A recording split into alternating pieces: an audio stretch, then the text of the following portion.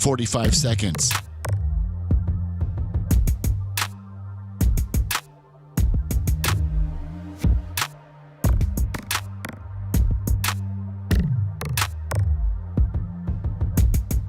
Thirty seconds.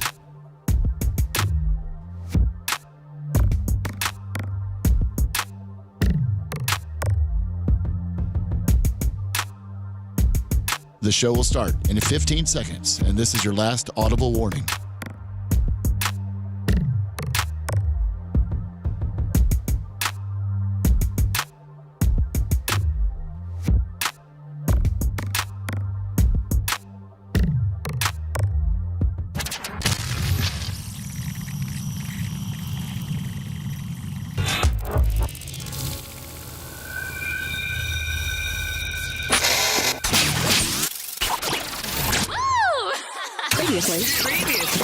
Previously on the Bubba the Love Sponge Show. Fourth highest in the rate in the United States, nearly 6 times higher than New York City, and also higher than Atlanta, Chicago, and Compton. Wow. Chicago's 21. DC's that violent? Yeah. Yes. Chicago's 21. So DC's 27, Chicago's 21. Yeah. Seth, when you were in downtown Chicago, and I know I got shot 4 times. I didn't want to talk about it. You're listening to the Bubba the Love Sponge Show. Broadcast rights for the Bubba the Love Sponge Show have been granted to this station by the Bubba Radio Network and is intended solely for the enjoyment of our listening audience. Any rebroadcast, retransmission, or other use of this production without the express written consent of the Bubba Radio Network is prohibited.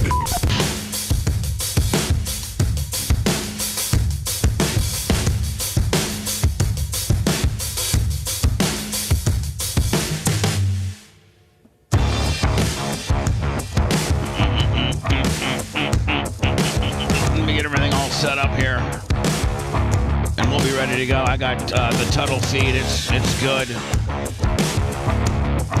Oh, I'll have to handle that later during a commercial break. Willie, stand by. Let me. It takes a while to get all the affiliates hooked up, and we're big time. We got affiliates ranging as far west as Phoenix and as far east as Tampa, right?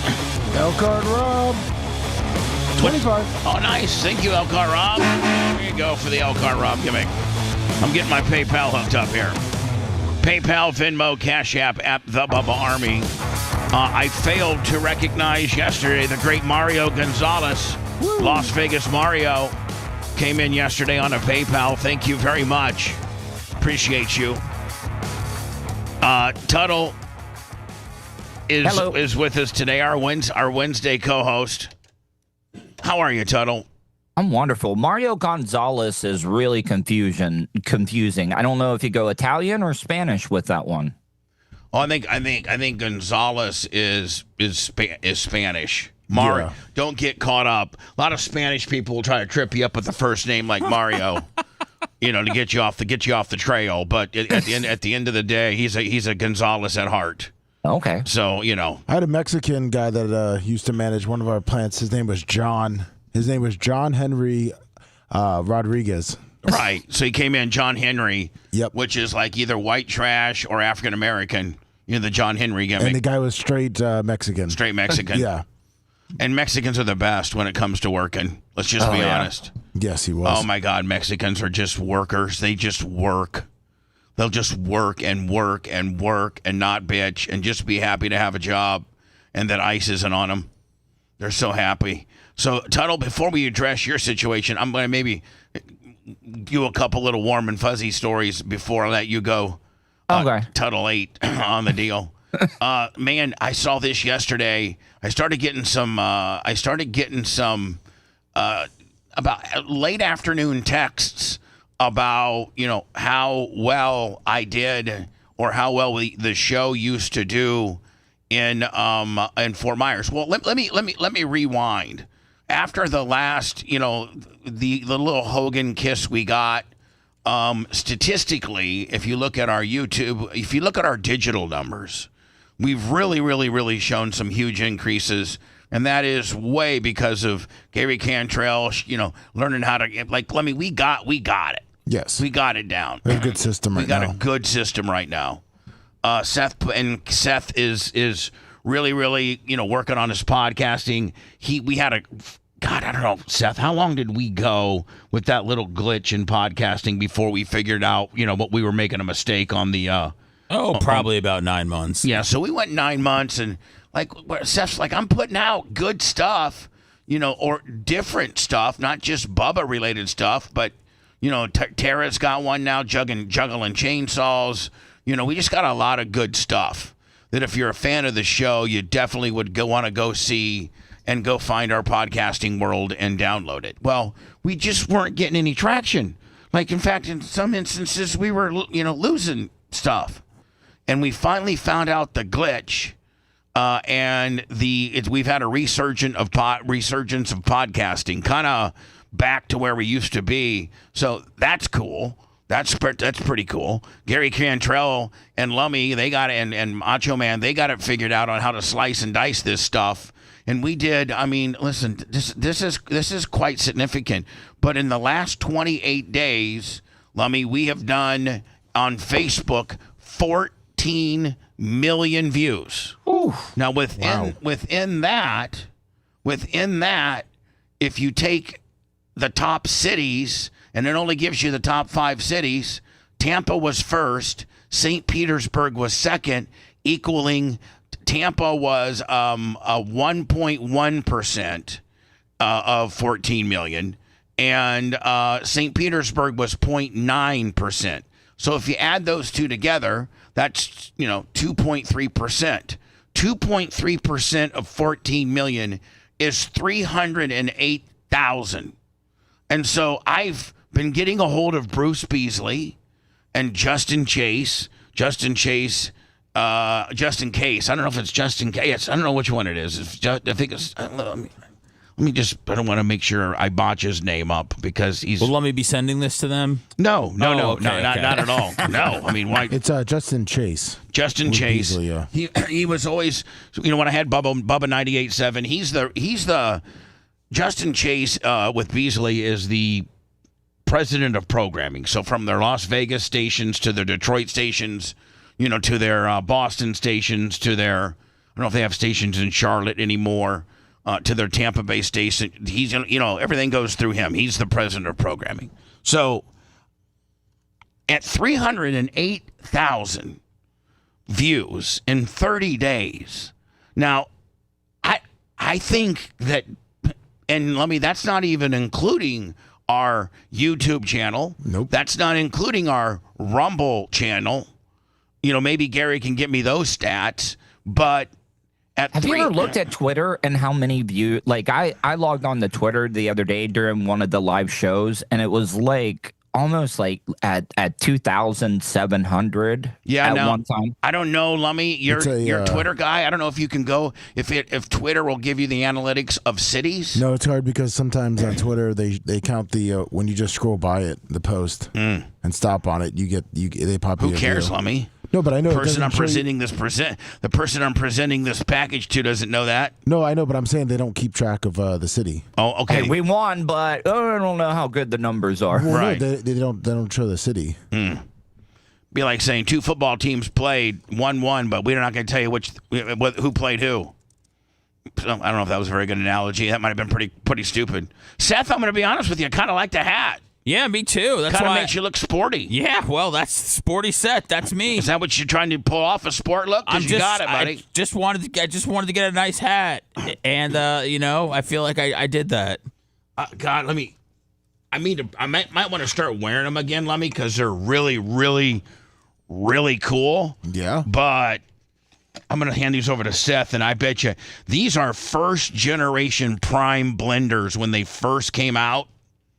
And I'm going to see how bad, and Dion sent these to me personally. These are Seth, put these on. Now be careful with them. Put those on once, and let me see, and look into the camera with that. I want to see how. What the? These look like Elvis glasses. Those are those glasses that Dion helped develop, and that's what he wears exclusively. Hey. Let me see here. Bubba, can I be honest? I mean, these are going to have to get stretched out a little bit. They don't just go. They don't go right on. Okay. I mean, yeah. They're Yeah, snapping. there you go. Yeah, you're good. You're good. They're not snapping. All right. You're good. You're good. How is it? Let me see. Look at Oh yeah. Oh, that's Seth Money right there. I need to get hold on. That is Seth Money right My there. business? Let me see how it looks on the camera. Oh yeah, but now put the hat down. Okay, hat Don't let the down. forehead show. Bring the brim down to damn near the glasses. Okay. Yeah, you're How's still. this? Bring it down to the glass. Don't wear it like a farmer. And then now look into the camera. Oh yeah, yeah. No, I'm not going to take them back from you, but I might. Yeah, no, I don't. I couldn't. I don't know what to do with these outside of the studio. You look. Oh my God! You pick up Sammy at Carline for that. She's going to think her dad's in next level coolness. Oh man, Yeah. that's can't wait. Thank you. All right. Are you on a back? Yeah. Well, yeah. I mean, are they? Okay. You're stretching them out tremendously. I mean, they're getting millimeters by the second. I should put them on once. You should. See how I look on these on I these look like a deal. pimp. You remember back in the day, when I had my TV glasses, Yes, and yeah. I would only wear my TV glasses. I think I look like a douche. Do you still have those? Oh yeah, hell yeah, I do. I think I kind of look like a douchebag here. If I was on the air here, like, who's the fat guy? Who's the fat old guy trying to be cool? I don't know. Everybody told us that we look worse than Vince McMahon yesterday under the short that Gary cut up. So maybe we do need to change our look a little bit. Oh, did he have a Yeah. short? Yeah, I read the comments. Can you send me the short? Don't read which the one comments. which one did you read? Instagram? I think I read Facebook. Oh, okay. I don't know why, but it was not great. Yeah. Okay. Does I'll it get that ever one. shock you on the hate that we get sometimes? And there are fans I mean, hold on, I'm trying to find my. and listeners. Oh, Lummy, these are so infamous. These are. Would you ever sell them? No, these are my TV glasses, and so these are what I wore on TNA. Yeah. When Mick Foley sputted me, but I think I think what I used to thought was cool, kind of makes me look like. Those belong in the Tampa Wrestling Hall of Fame, Bubba. That's Yeah, very well, I mean, true. see, I always liked these glasses because I always felt like I had glasses on, but you can kind of see I just really, back in the day, thought they were a cool look. But I think maybe my head's gotten a little fatter and header, and now they look small on me. They look like goggles, yeah. Yeah. Boy, why didn't somebody tell me, Bubba, those look like the bloated tick?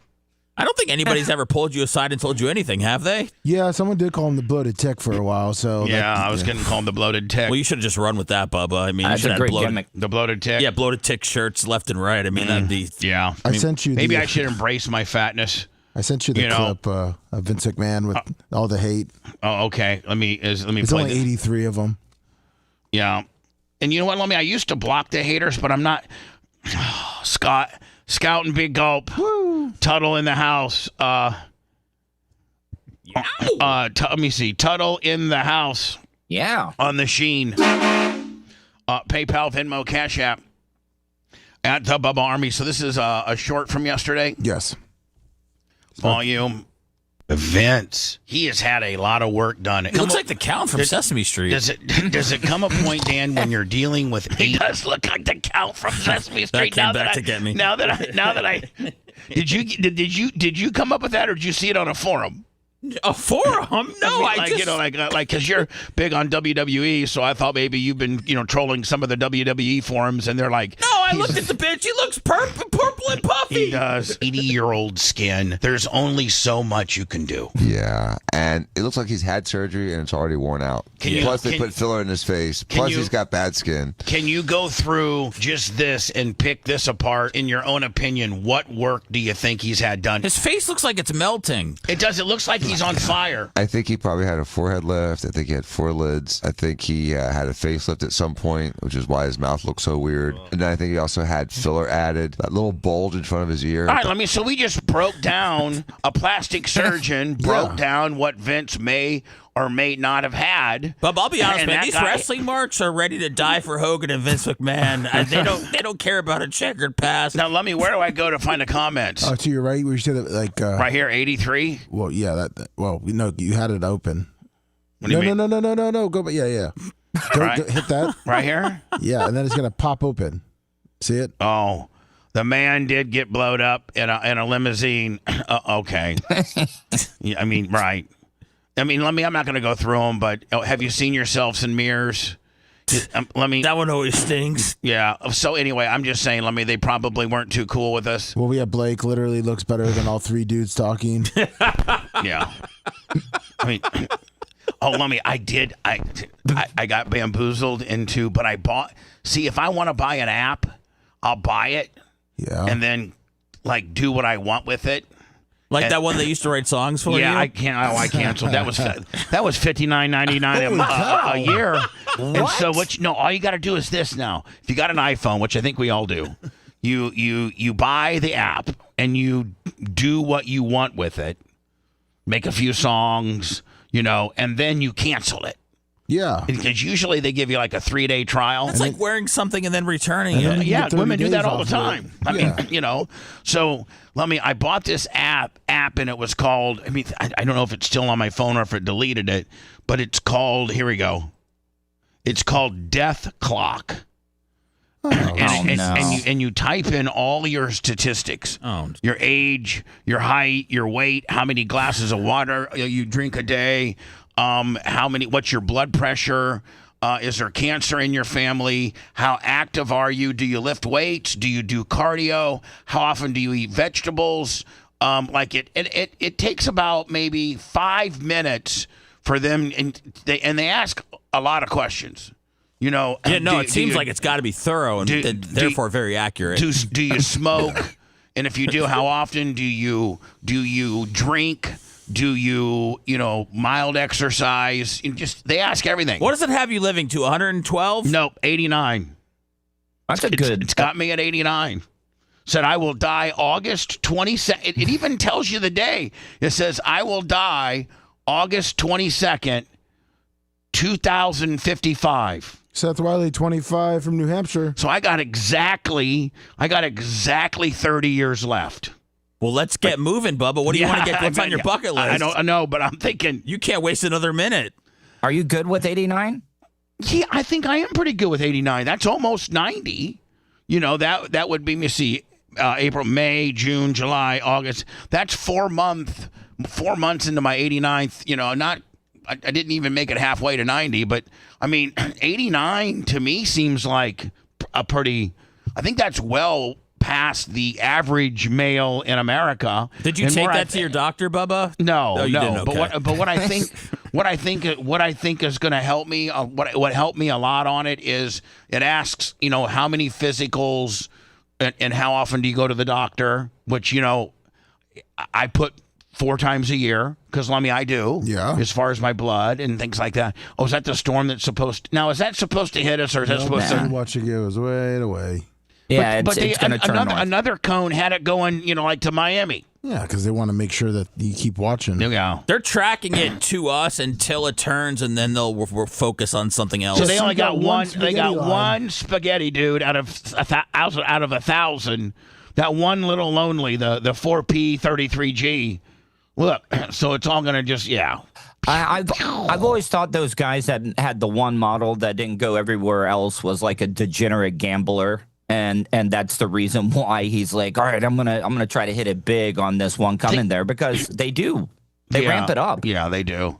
And so anyway, Lummy, it says, and again, it's quite extensive in the questions they ask. So does it ask if you travel on I-4 on a daily basis?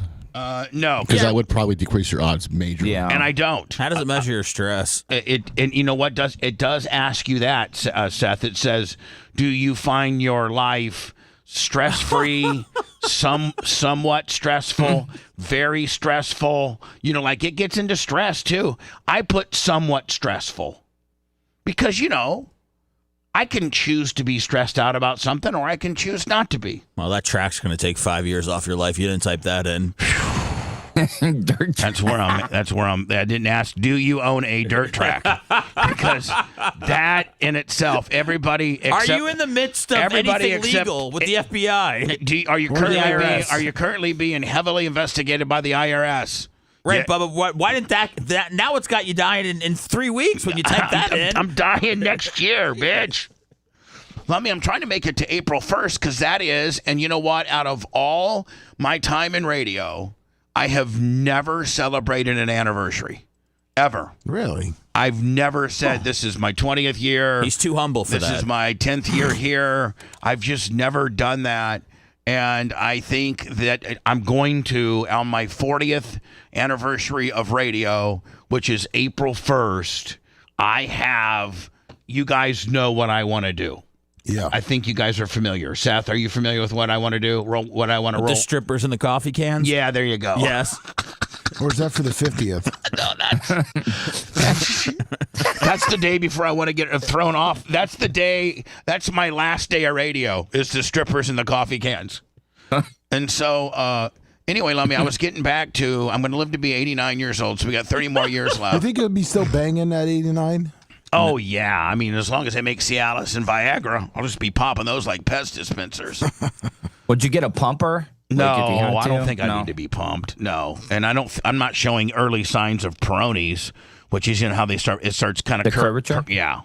Yeah, I'm not doing any of that. So, I think I'm going to be okay. So, let me, I don't have access to Tampa Bay ratings. I don't.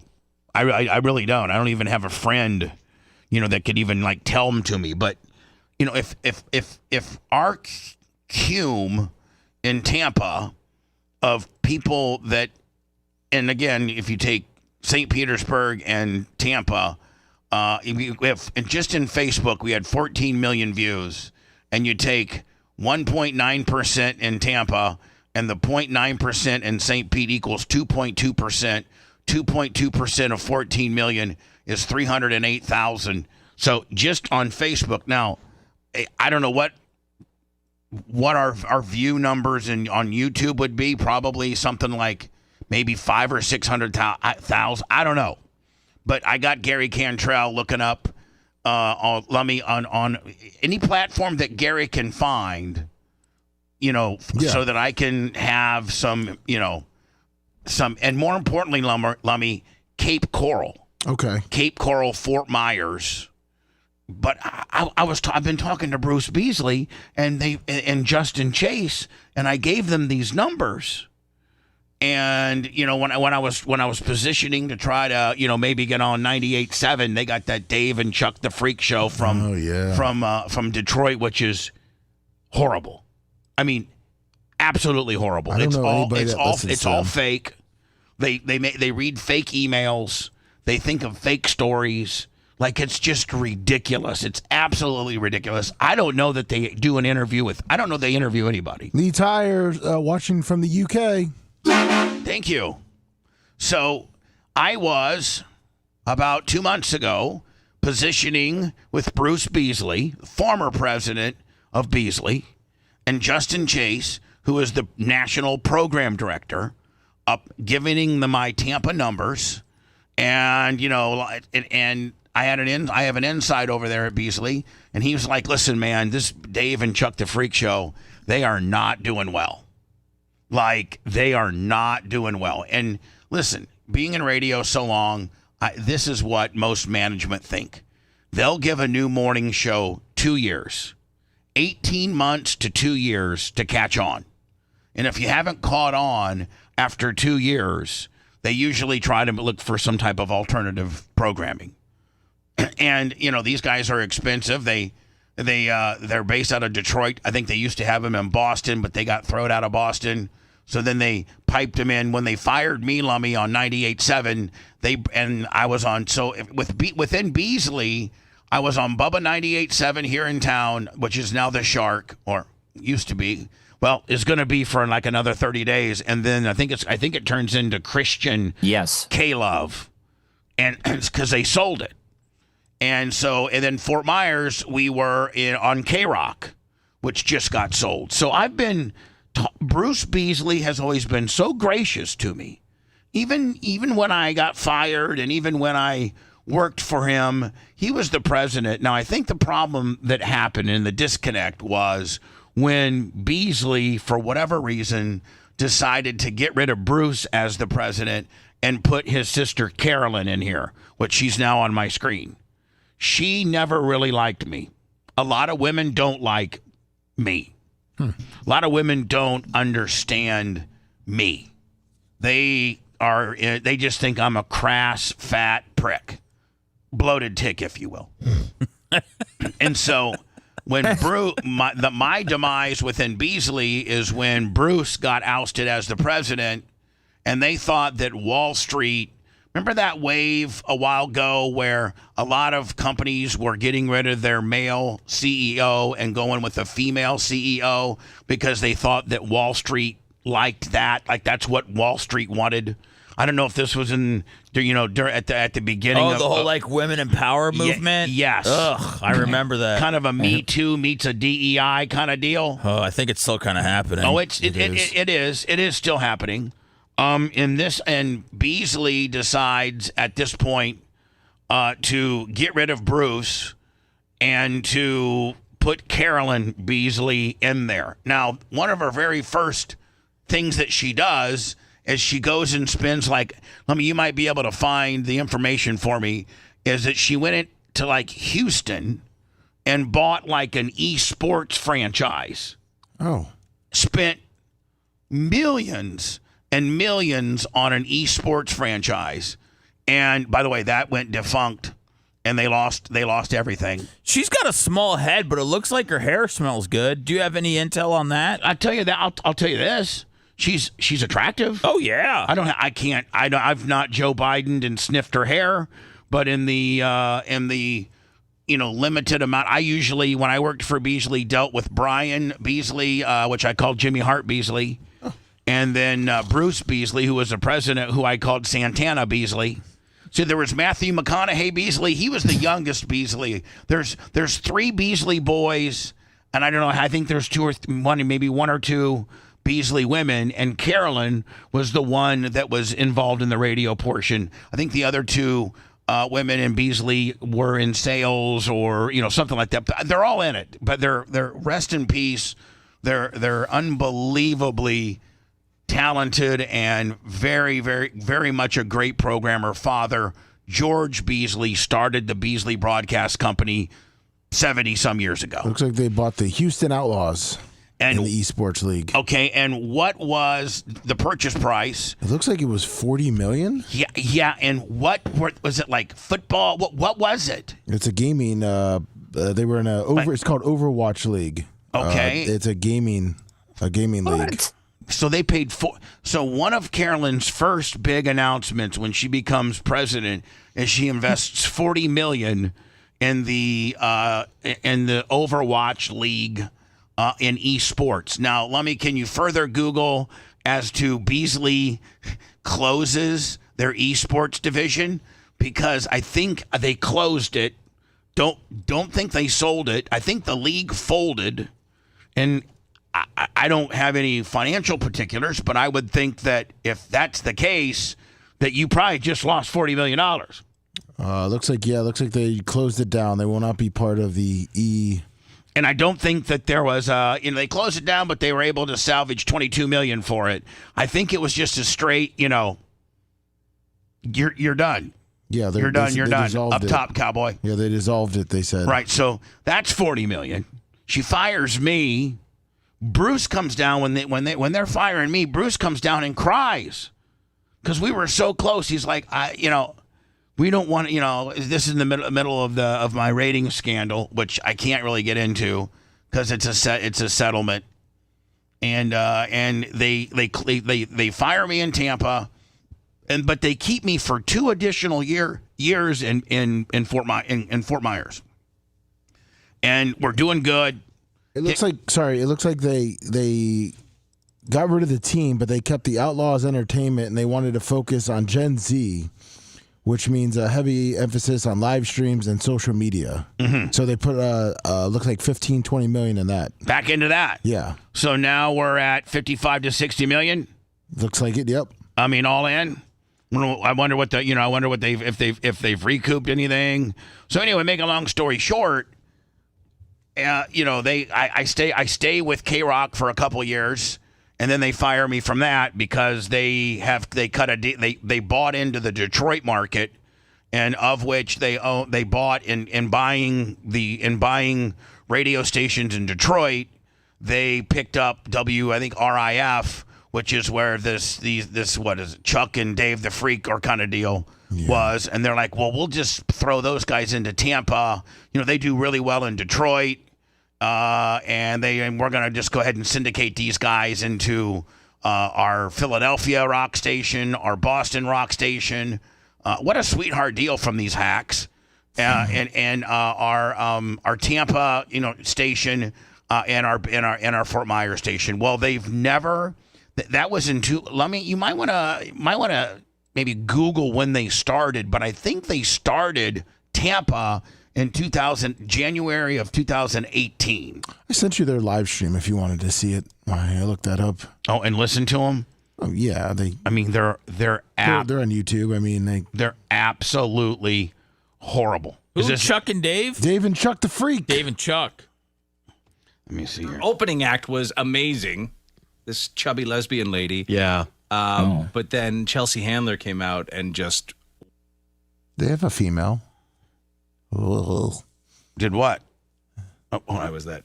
And they usually do that at smaller comedy clubs. That's all. That's there's their morning show. These are the hacks that replaced us, and this is who they've put all their money into. And let me just tell you, the last 2 radio stations that they put them on just got sold. So I was wondering, Lummy, these guys have had horrible ratings. They've not made a difference. They never made a difference in Tampa. They had some mild success in Fort Myers. 2018. 2008. When they started in Tampa. Yeah, 2018 when they started in Tampa. I think it was maybe a year later they started in Fort Myers. They've never done anything. Nobody in Fort Myers or Tampa wants to hear 3 yahoos from Detroit, who I think they're all Canadian. They don't do it on tour. No, right. No, they don't. But I think I don't know. Sometimes you're just taking these big casino shows. They pay well, and what's the chubby lesbian's name? I don't know. It was Fishy Fielder or something. It was double. Oh my God. What? I can't. You look. It's double F's, right? Yes, with curly hair. Yes. I've seen her All right, so that's thank you, Lummy. J Damaman 5 gifted subs. Thank you very much. So that's who we get replaced by. You guys just saw that. I mean, please. So, I don't know, about 7-8 months ago, I'm getting really good data from Tampa and Fort Myers. Big data. You mean, let me find me the article of where Carolyn Beasley just 2 days ago announced that Beasley's now going to focus on digital first. All right.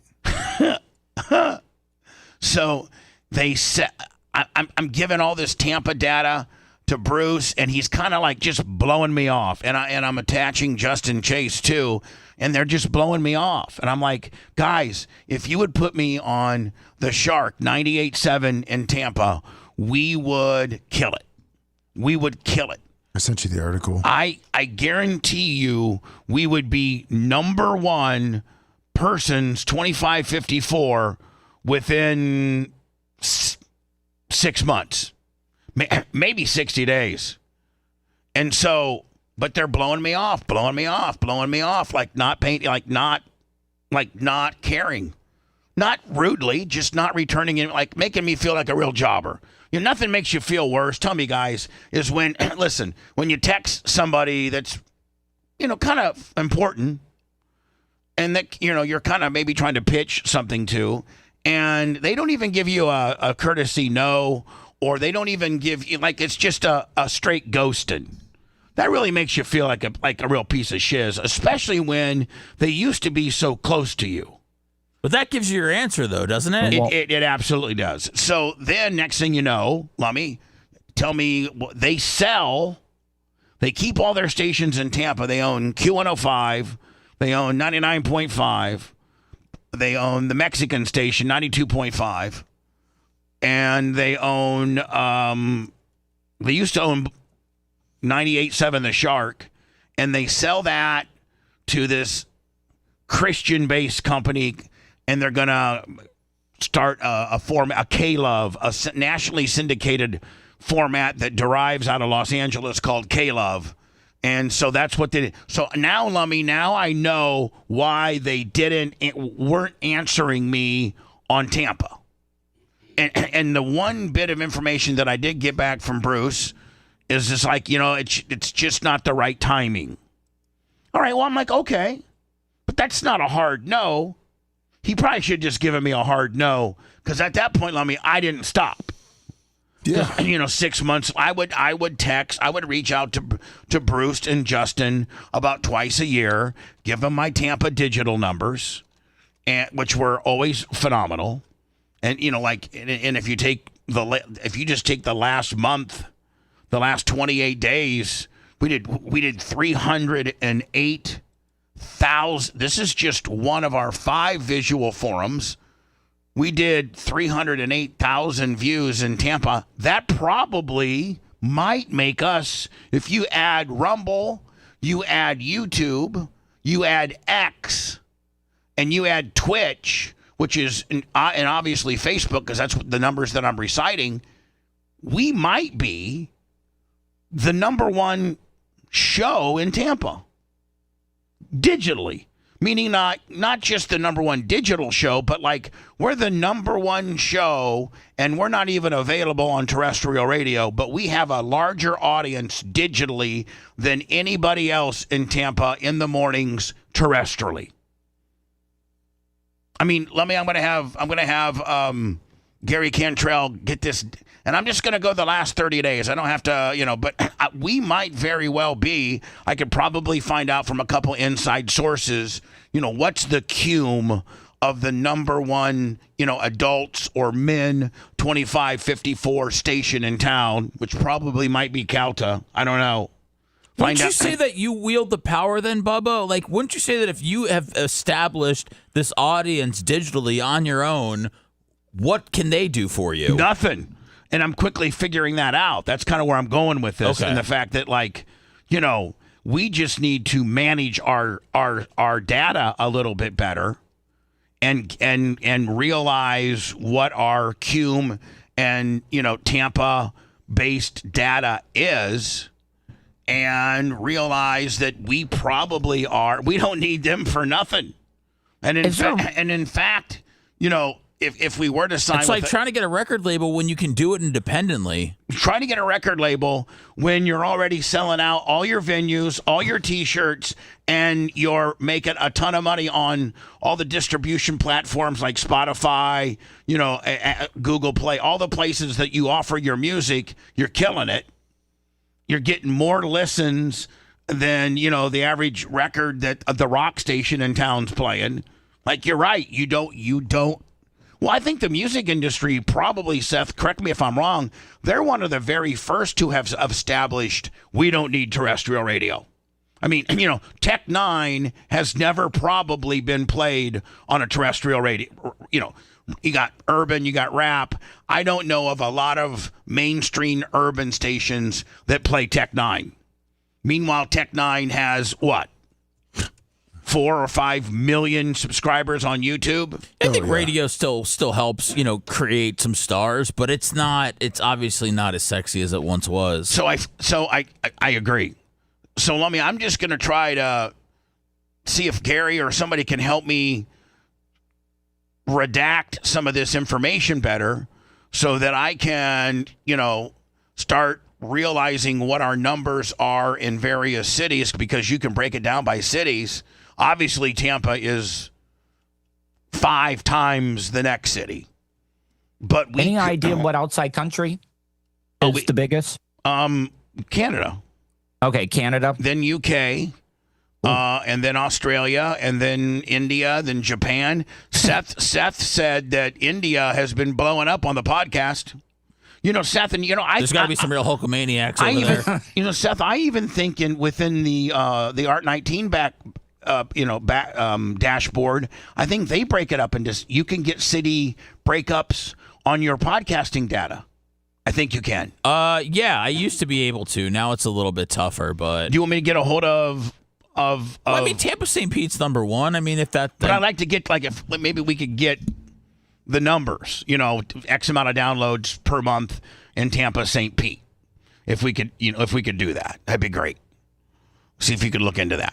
So Lummy, Beasley yesterday announces that. So after Beasley sells 98.7 in town, I know that, okay, there's no terrestrial place for me in town. I'd love to be on 98 Rock, but Brad Harden, one of my good friends, has not really been so friendly with regards to, like, he could literally pull the trigger. Oh. He could literally make it happen tomorrow. And the latest correspondence that I had with him a week ago, when I showed him I just cut and pasted and changed Bruce to Brad and said, hey, Brad, if you combine St. Pete and you combine Tampa, this is just in our Facebook world, but the last 30 days, we've done 308,000 views. And he came back. I do appreciate at least his honesty. And he's like, Bubba, it's a hard no. We're never going to do this. And I'm like, wow. Okay. So I'm done in Tampa. There's not a chance of me appearing anywhere in Tampa. And quite frankly, like Seth said, maybe I'm chasing maybe this is just strictly ego. Because we collectively might already be the most listened to show, regardless of the delivery mechanism. We might be the most listened to show in Tampa. And if we are, I'm going to find that out.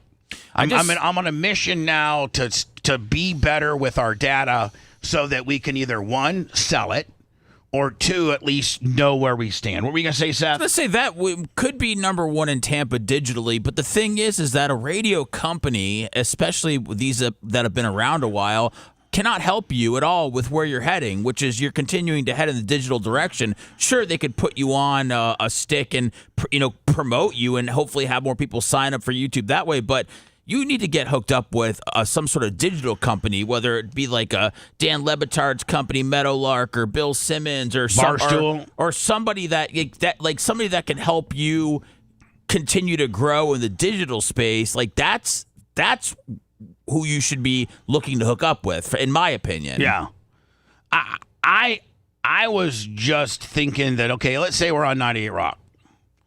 Well, we don't change what we do here. We continue to promote Venmo, PayPal, Cash App, and I think we can help each other. One, I think just the quality of the program takes us to number one terrestrially, and two, then we're constantly using the terrestrial stick to promote our digital. And, so it's a win-win. None of our digital people, I think, are going to go over and listen to us on 98 Rock. But some 98 Rock people might come over and listen to us digitally. So I think it would be a win-win, unless they would think that my digital numbers are going to cannibalize my terrestrial numbers, and that's what they're afraid of. Maybe, perhaps. I think just doing digital and radio, I think it's like you trying to be a Democrat and Republican at the same time. Oh, I am. I think eventually I'm trying to do that. I think eventually you're going to have to pick a side. I think our show is very much that. I mean, I think I think if there's one show that, we obviously got MAGA Dan and MAGA Jay in here, yes, but but I think we all try to stay center. And when Trump's a buffoon, we call him a buffoon. But when he does something great, Lummy, I do like the fact that he's taken on the Mexican cartels. Yeah, I like the balls that Donald Trump has. He's just not very presidential sometimes. Not at all. But that's Donald Trump, and he probably was the better choice of the two. Not saying that we don't need a third party. So I'm then switch from talking about Bruce Beasley and Justin Chase. I switched to Fort Myers, like a couple weeks ago, because I'm getting reports that Dave and Chuck the Freak are absolutely like in 10th place. In Fort Myers, and they're thinking about they already got rid of Stan and Haney. Remember, those guys have been there 30 years. They're afternoon drive guys. They got rid of them. Are you going to have any health reports on Chuck and Dave, or are you just strictly doing their radio? What do you mean? I just was referencing the Hogan thing. I didn't know if you had any updates on their health. I could care less about those hacks. Okay. Well, it looks like they did put Stan and Haney on their B-Pod studios. Okay, I don't even know what that means. Their B-Pod Studios is I'm gonna say it looks like their iHeart, like the iHeart Radio. Now, are they doing a show, or are they just playing best ofs? Because it's my understanding that one of them was dealing with health issues, and that's one of the reasons why he had to go. Oh.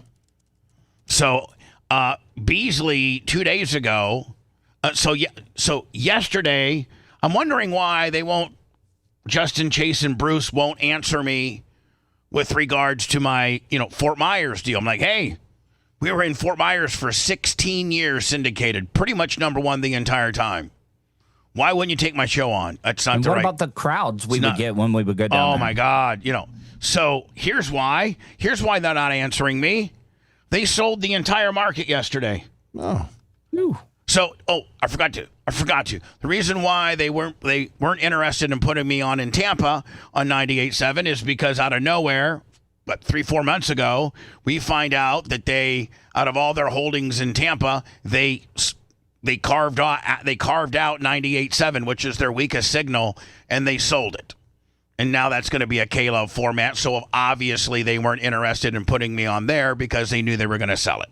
So I switched gears to Fort Myers, still doing the same pitch, give them the numbers. Bruce actually sent me a text like a week ago and said, man, you should be proud. Those are huge numbers. But not answering the question as to, would you be interested in putting us on K-Rock? Avoiding it. Well, now I know why. Yesterday, they sold the entire cluster for $18 million. Jeez. And Seth said it best today. He goes like, man, in today's radio world, I don't know if I'm scratching out an $18 million check and if I can get a recuperation on that. If I can make money on that. Yeah, if I don't know. I mean, I'm a very dumb person, but if I had $18 million, I'd feel like I could do a lot with it other than buying 5 stations in Fort Myers. Five radio stations, in Fort Myers. Oh, man. So 2 companies. One company bought the 770 ESPN station. One company bought the Soft AC. One company bought the Sunny 106.7, 106.3. And then the same company, the very same company, they paid $9 million for 770 ESPN, WBCN, Soft AC, Sunny 106.3, and Spanish Tropical Playa 99.3. That's probably the most valuable. One station bought that. Mexicans. One station bought that. And then another station bought a separate $9 million transaction under an undisclosed buyer. Includes Classic Rock, 96 K-Rock, which is where Stan and Haney were, and this Chuck and Dave the Freak are, and then CHR B1039. So they have no stations left in Fort Myers. You don't think there's a chance they'd want to replace MJ with you on Q105? They should. Yeah. They should, but they won't. So then August 12th, which was what, yesterday? Yes. I think in the middle, I don't know if their earnings report came out yesterday or not. Most stations' second quarter earnings reports are have been, like I think iHeart had theirs a couple days ago, and SiriusXM has theirs a couple days ago. I don't know if this was within their earnings report or not, but earnings reports came out yesterday. Okay, and what did it? I'm looking at that now. So Carolyn Beasley, the great president of Beasley, says, "Now you're a radio company. You're a radio company, and you got like 55 radio stations, and your big headlines are Beasley Media Group declares digital first strategy." So they're saying now we can't really make it in radio. It's like football teams coming out saying our strategy is to win. Yeah. Looks like they had a 12% revenue fall in quarter 2. Give me the actual. I'm trying to actually get the report. Beasley Media. It's almost like a football team coming out and saying we're going to concentrate on soccer. Beasley Media Group declares digital first strategy. So what are you going to do? Take your existing shows that you broadcast over terrestrial radio and try to get them to be players in the digital space? Is that what you're trying to do? I sent you a website article. on their quarter two. And I'm not being mean-spirited or critical. I'm just saying this is the state of the industry. Beasley revenue falls 12% in fiscal Q2. Net revenue fell 12.3% to $53 million in quarter two of 2025, reflected continued declines in traditional radio, in traditional audio advertising. Digital segment revenue grew 1.3%, comprising of 25% of total revenue. No formal financial guidance was provided. The company reported a net loss of $0.2 million, an improvement of the $0.3 million that loss of last year. So, I did get a heads up on the new owners of K-Rock. Yeah. Oh. And they might be interested. So why not? Why not throw us on K-Rock? Why not? Yeah. We got digital down, my friend. When I return, I went a little long today in my first segment. I'm sorry, but John Gruden eager to discover the truth in NFL emails lawsuit. This is really great vindication for this guy, because this guy got really railroaded. You know, he wasn't even an employee of the NFL when these emails that he sent that were supposedly racial, or he said somebody had big lips, and he called, I think, Roger Goodell's son a slur. He called Roger Goodell an gay slur. Yeah. He said a black person had Michelin tire lips. And he wasn't even an employee of the NFL. And they completely ripped this guy, ripped him out of the Ring of Honor here in Tampa. There's this big statue when you first walk in Tampa Bay, $1 place that had there were statues of the Super Bowl win, and I think Chucky or Gruden was in it, and didn't they cut him out? He's back in it now. But didn't they cut it out? They removed him for a little bit. They removed him. Yeah. So I'm gonna get to that, and then I'm gonna get to did you see my ex-wife on TMZ? Yeah.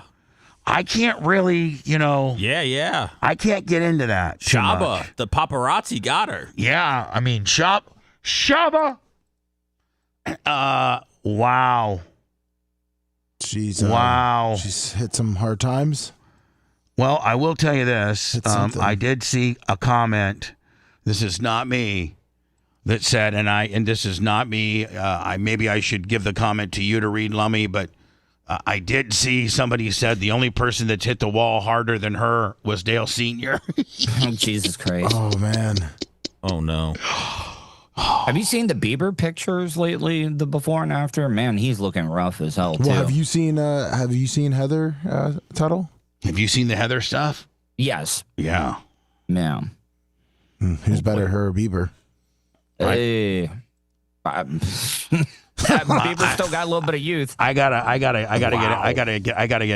get into that, and I'm wondering if maybe she's not with that dude anymore, because I don't know. I'm just thinking like you're gathering a lot just from the picture, aren't you? Well, I mean, it's one picture. I think not with the dude. Hard times. I mean, she's been with this guy. He's a really good dude. His name's Cagle, and listen, all dudes that own like junkyards / auto salvage companies where like they buy a wreck and then they pull off every piece of good parts, and then you can go buy that part, and that alternator that you were going to go to Advanced Auto and buy is $109, but if you got it at Cagle's Salvage, it's $39. Yeah. So they'll buy a complete wreck. The best at it is Keith Knobsbitch and Adams used parts off of I think 41. In Gibsonton, but they'll buy like a complete totaled out wreck for like $2,500, and by the time they get done piecing it out and then selling the frame and whatever metals left back to the scrap guy, they got like $10,000 profit. And so I forget what her boyfriend that she's been ever since she left me. She wasn't single for about more than 2 or 3 months, and then she got this dude. And she's been with him ever since. Gary Cagle or Gene Cagle, or I don't know what his name is. but she's been with him ever since. It's not the spin instructor? No. Hell, she broke up with me over the spin instructor, and then the spin instructor, once the spin instructor knew that she wasn't going to get a big payday because I had a prenup, broke up with her. Oh. And the spin instructor had did this to two other, one of which was, remember Bubba Trammell? Yeah, Bubba Trammell. That played for the Rays? Yeah. He broke up that guy's marriage. Does he have a hard-on for Bubba's? Well, no, I think he's got a hard-on for rich dudes that send their chicks to spin class, and then tries to get them to leave their husband, and he cash in. And after he found out that my ironclad prenup and she wasn't going to really get much, he dumped her. And then she went to this Kegel dude. And now she's the headline. Now she's the front page of TMZ. Still listed as Heather Clem. Really? Oh, yeah. No, she changed her name legally back to her maiden name. Clem's nowhere to be found. Well, her fame. Nobody wants to be a Clem. Her stage name is Heather Clem. You know, Kristen still has my last name. As she should. You guys are still married. It's a good last name, too. And she, yeah. It's Fowler. I mean, what do you... Yeah, Fowler. Can't get better than that. Fowler. All right, I got the John Gruden stuff. I got the Heather stuff. And I'm not going to speak because of my marriage separation agreement. I cannot speak an Forever? Yeah, pretty much. Oh. I mean, I can... If she's... No, you know what? I think there's a provision, because Tom Bean was so brilliant to put it in there. I think there's a provision that if she's in the news, I can editorialize about it. Ooh. Interesting. So you want to double check first? Before? No, I don't know. I don't know if there's a way to double check it or not. I'm just going to roll with it. She wants to sue me. Go ahead. Heather, I got less money than you do. Just telling you. You're listening to the Bubba the Love Sponge Show. If you want 24/7 on-demand Bubba and the crew, go to BubbaArmyHQ.com. The Bubba the Love Sponge Show will be back after this.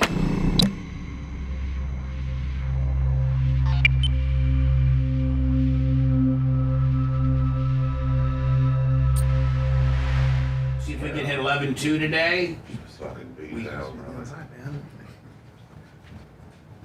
Who's in here? Rico. Oh, Rico's in here. I heard a deep voice. I'm like, what the fuck? What's up, third version?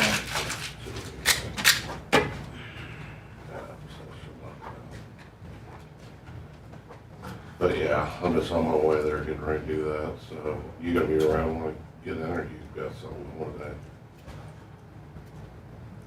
day? Yeah, I know. I told him not to. What's up, Neil? Yeah. Just told him they had car problems yesterday and this and that, or 2 days ago, and I said, just wait until I get back on Wednesday. So. What up, 305? What up, Felix? All right, bro. I'll see you in a little bit. No, not yet. Just get ready to be.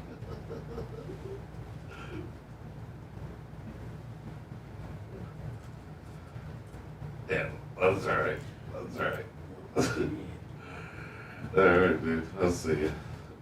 All right, bye. Hey, I got some good, Bob. Well, don't forget we have hot mic. The Gruden thing. Yeah.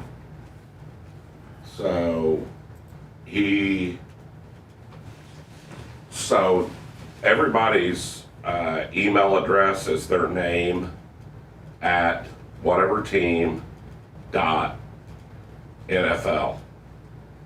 or .NFL.com or something like that. But every one of the team's emails goes through the NFL server. Really? And they scrubbed the servers.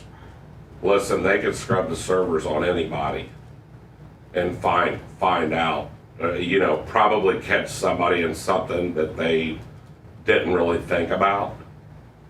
I'm sure it's different now that the deal happened with Gruden.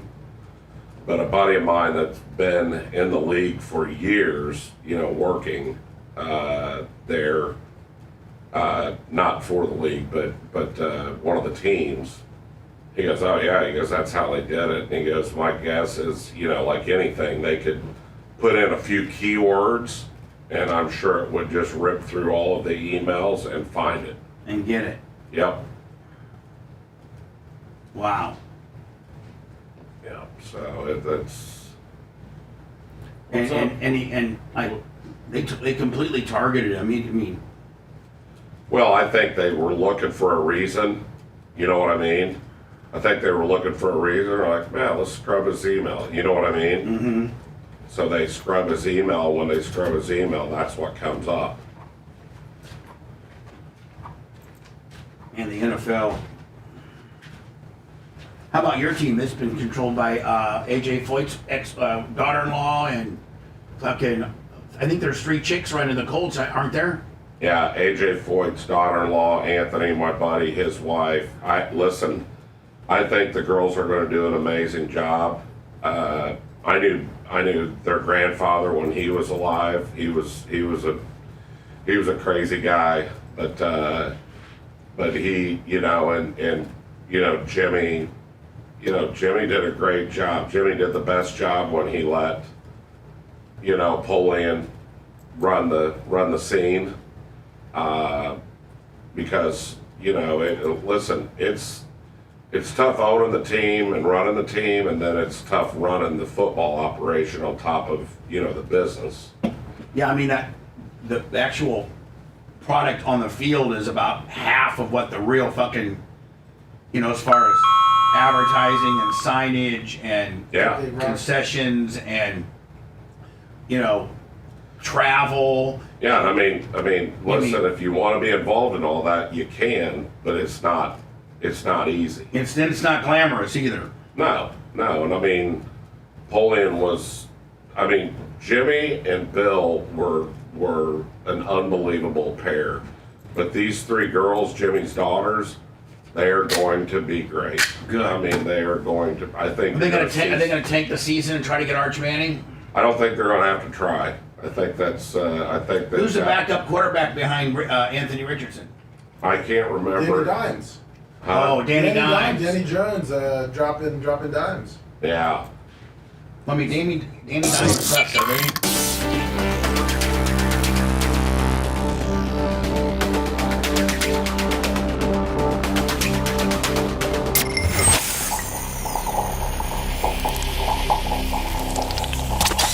Broadcasting live from the Aquabedo studios. Aquabedo.com/Bubba. It's the Bubba the Love Sponge Show. Now, we did report this. We started getting into it yesterday with Dan. And then it looks like maybe Stephen A. Smith, get monologued about the John Gruden, what they're calling a victory in court with regards to moving his law through the court, the judicial system of, I think, not extortion, but oh my God, what is it? Not extortion, but blackmail? No, not blackmail, but collusion, where people collude together. More than one collusion has to happen with more than one person who kind of somewhat blackballs you or sets you up to lose your job. I think collusion is the word I'm looking for. And Gruden initially, I don't know if is it $100 million? I don't know what his initial amended complaint was, but I know that his deal from the Raiders was 10 years, $100 million. And I think Lummy may have said that him and the Raiders reached an agreement. Yes, undisclosed amount but he's now going after the NFL because the NFL did way more damage than what you could put monetarily with regards to his reputation, pretty much blackballing him from the league, just really, really tainting his great name on some emails that were, not meant for public view. He was not an employee of the NFL at the time, and so he lost a lower court ruling and appealed it to the Nevada Supreme Court and won that. So now his lawsuit's allowed to continue on. That's what he was looking for, and the opinion of the justices of the Las Vegas Supreme Court. They were like, this was really, really egregious of the NFL, and the NFL's being super shady. And the NFL has it in their bylaws that all disputes like this first have to go to arbitration, which is moderated by Roger Goodell. So how's that going to work? Looks like he was suing him for $60 million. $60 million. I think about that when I think about John Gruden and others, because I'm one of those guys, Molly. I mean, the NFL is the ultimate big brother. The ultimate big brother, to the point where my friend Rico just told me that all emails, all like Packer, Bear, Lion, Buccaneer, if you work for one of these teams, you have a Buccaneer, Packer, Lion, Chicago Bear, you got a Bears email, and it all is hosted on the servers, the NFL servers, and the NFL servers have the ability to go in. You have the ability, if you're Roger Goodell or somebody in the higher echelon of management, to type in various, your emails are not private if you're using your NFL email. So they have they can go in and find any email at any time, even though you didn't, it wasn't necessarily, you thought it was private. Kimberly, Swagoo, if you ain't in jail and you are in a position to contribute to society, everybody requires a second chance. That's what I've been saying now all along. That's right. Stephen A. I ain't in jail. I never did jail in my life. Can I play that again? Yes, let's hear it. Everybody requires a second. I want to hear the setup. Molly, Kimberly, Swagoo. Talking to his constituents inside of the studio. 2 women, 1 guy. If you ain't in jail and you are in a position to contribute to society, everybody requires a second chance. Can you have Gary Cantrell cut that up for me? Yes. Or a Macho Man? What are you going to whack off to it? Yeah, I will. I'm going to whack off to it later today. Rico was visiting for a while, so I haven't had total secrecy, but now I'm going to go actually, I'm headed to the track. I might whack off right there on the grader. You can put it on loop. Yeah, I will. John Gruden's career has been eviscerated. Do you want us to replace one of the John things Gruden that I with was Bubba the Love Sponge? No, I'm just saying. Okay. But, I mean, this really mirrors what I've been through. My career was eviscerated. Comfortable with is that we've had him on this show. He's worked for this network. There is no one who will deny he did an outstanding job covering football for us before he went back to being a coach for the Raiders. He's a champion, even though some would say that was Tony Dungy's team in Tampa and all of that. Kind of was, but Lummy still. Dungy couldn't put it all together. Correct. Chucky did. But Dungy went on to redeem himself in Indy, and he got himself one. Won a championship there. It's one of those situations where I'm looking at him, and I'm saying to myself, is all of this really, really worth it to keep him out of football forever? Yeah. Is it really worth it, Lummy, to keep me out of radio forever? No. Well, maybe. It might be. According to last month's numbers. Oh. We'll just stay out of radio. Places that we were thinking we were going to go are now being sold to K-Love.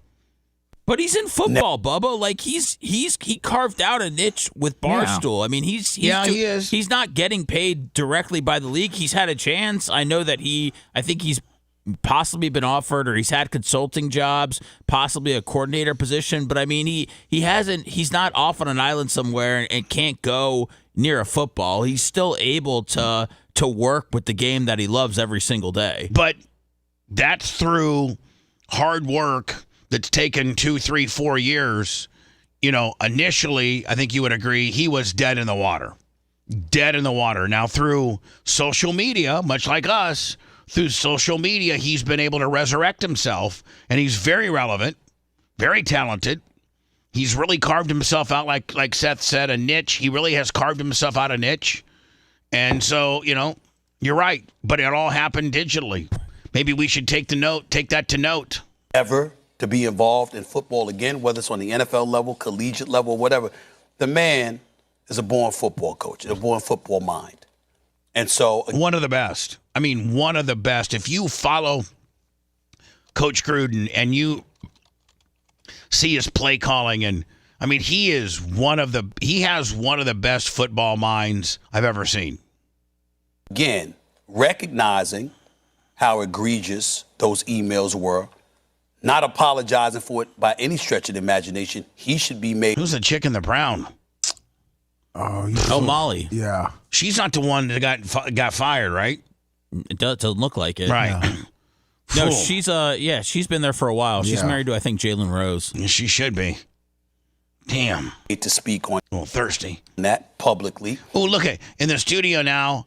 They throw Gruden up there like it's a family portrait kind of gimmick. See it? I like that. Maybe when we do our new studios, we'll have that where we can flash that up, Of different people? Yeah, on different people. Perfect.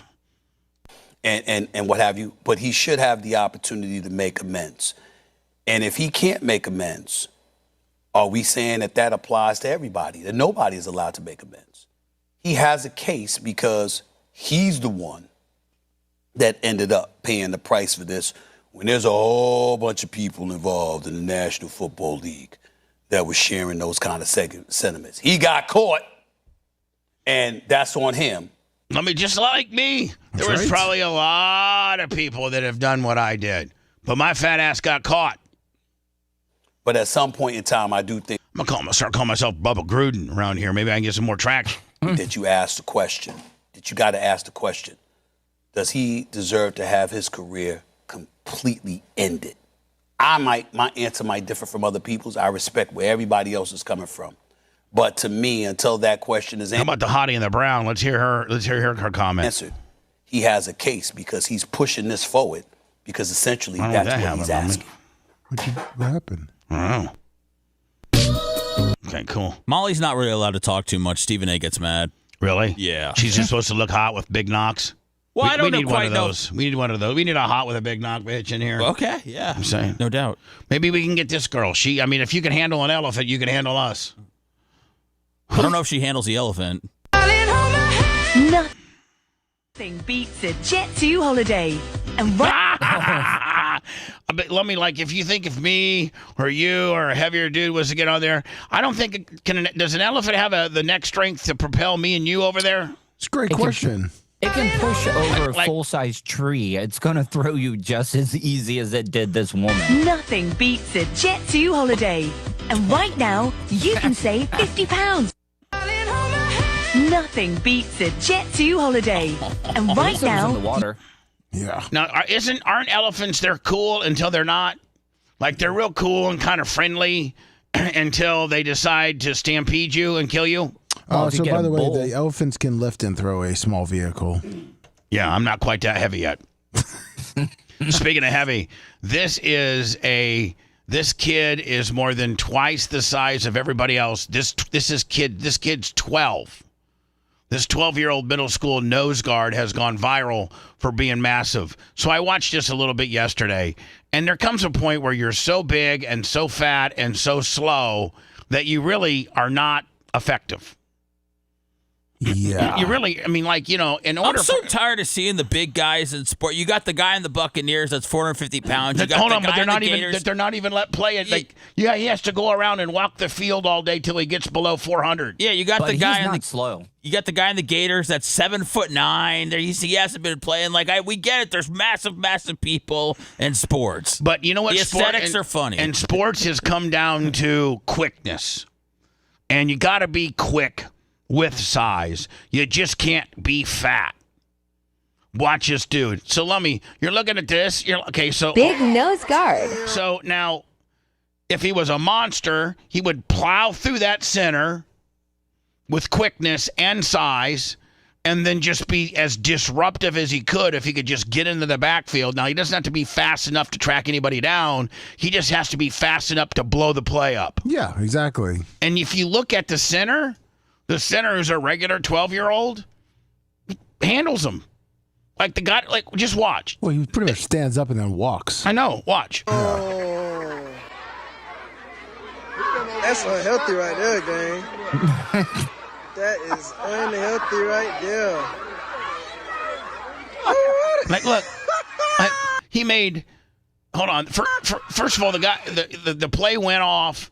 It was like a sweep to the left. Are you breaking down his game film? Yeah, kind of am. Oh, okay. And now he's winded. But like he made no effect at all. Wow. That is unhealthy right there. Would you bench him, Bubba? Yeah, I'd bench him in a minute. I'd be like, listen, fat ass, go shot put or something. Oh, wow. Oh, my. Start losing some weight. I would do nothing but have a coach on his ass every day. And as I was coaching the other team, I'd have him do nothing but be on a diet and do quick foot drills. Now if he was quick, his first or second step, and he was smashing the center back halfway into the backfield, now he's disrupted the play. He doesn't have to be fast enough to go after the guy, but he's disrupted the play enough to be effective. You're not effective if you just like I think Lummy said, stand straight up. First of all, if I'm one of those centers, I'm going right for his ankles. But you might get killed if he lands on top of you. That's unhealthy right there, gang. Can you put a 12-year-old on an Ozempic IV drip? I think yeah. That is unhealthy right there. Look, stands up, pushes. Doesn't even, okay, first of all, he should have these two guys. They should be back here. Well, I mean, if he was explosive off the ball, this little center guy shouldn't be able to stop this. He should have already broken off the little handoff. I mean, the kid's got size. He just maybe needs to work out since he's 12. Big nose guard. I do think maybe it is more of a health issue than a football issue first and foremost. Yes, I think I think you're right. Get him on the right track to health. If he went on that new app that I went on to that said I was going to live to be 89, they might have him, croaking at 25. People were comparing his defensive play to your Storm tryout. Oh, why don't you find that?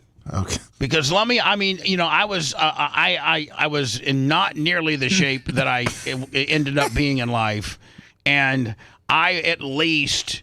And I think I was playing defensive end? I was a tackle. Yeah, you were a tackle. I was offensive tackle. But I think do you got it? I'm getting it right now. You know what? Let me go into words because I also got this. I'll tease you guys. I also got this. A picture of my ex-wife was one of the number one stories on TMZ yesterday, and it says Hulk Hogan's sex tape partner seen for the first time since his death. Now, I didn't see your pictures, Bubba. Do you feel like nobody purchased them yet? No, and listen, I don't care. I don't really care to. I don't want. I don't really want to be a part of this story. I sent you the your trial. I don't even want to show you guys, but look. Oh, she's still got some knocks though. I mean, but she doesn't she's taking them and is that part of her areola showing? Is she trying to wedge them up so high that. You know how girls they go like this and they go like that, trying to lift their knocks up. Did she have large areolas? I don't know. When you were with her? Yeah, decent. Okay, but I don't know where's all this action coming from. What are you seeing? I mean, I'm seeing a bulldog face with a big hip kicker. Wow. That wasn't the woman that I married. I'd still give it to her. That? Yeah. Come on, man. So, nerd. Here's what Hogan saw right here. Boom, boom. Yeah, and we talked to the paparazzi, and he said this is when she was coming at him because she was mad that that her picture was being taken. I mean, I don't think she was ready to get her photo taken that day. Bad angle, man. Maybe. Could it be a bad angle? I don't know. You know what? Everybody form your own opinion. We'll get to it next, okay? If you love that segment, then check out BubbaArmyHQ.com and do a deep dive on past shows. Wow. The Bubba the Love Sponge Show will be right back.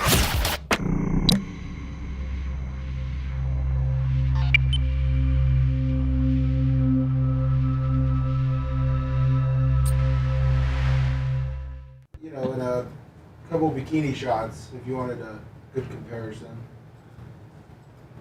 Here you go. This is what I need right here.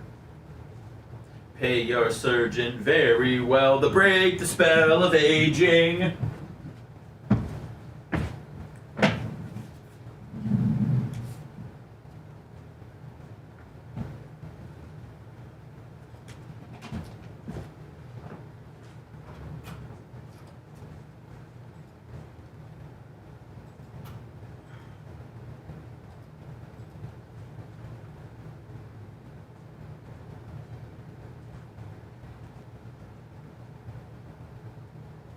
a little defense right there. Yeah, I mean, I'm fucking.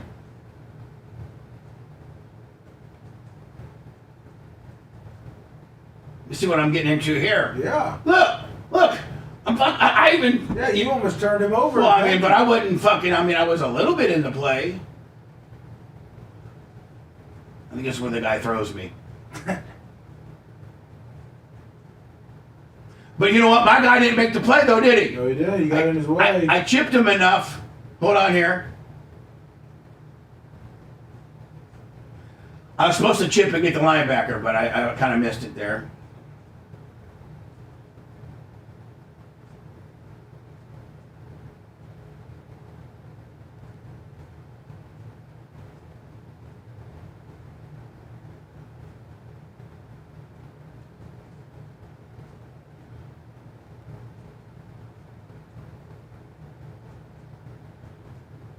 Here you go, Lummy. Here comes. Oh, yeah, look at that. Good, stop me, motherfuckers. Wide hole. I wish we would have been live and somebody would have come up in the hole and tried to stop me. I mean, I'm going through drills. Yeah. Bitch. Going around nice. Good quick feet work.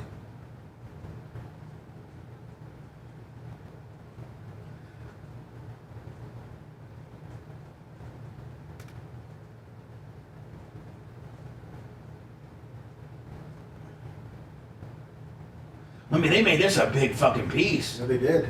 I think, 2 or 3 of the stations? ABC, Fox. Let's see. CBS did. That's the old Bayfront Center, isn't it? Yeah. All right, so we'll go Heather.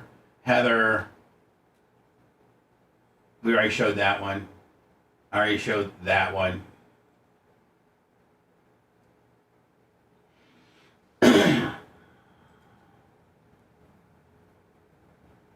So we'll go there. Then we'll go there. I'm going to stay off the Hogan shit for a while. Yeah, you know that damn Wolfgang. There's the Hogan deal. Herpes simplex 2 still in high gear. Breakout.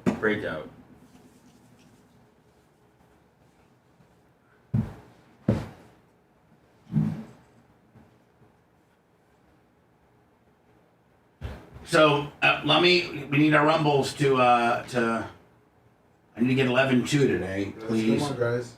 We got about 5,200 up in that motherfucker, and we need you guys to follow us. Can you get the exact numbers, Lummy? Yes. Are we 11-1 skinny or 11-1 fat?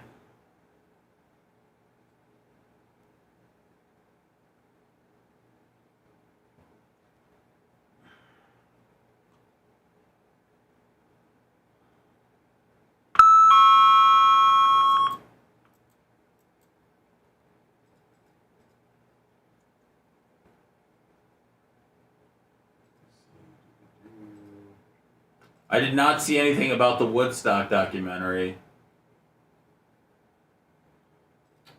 Was it a trailer? We're fat. We're very fat.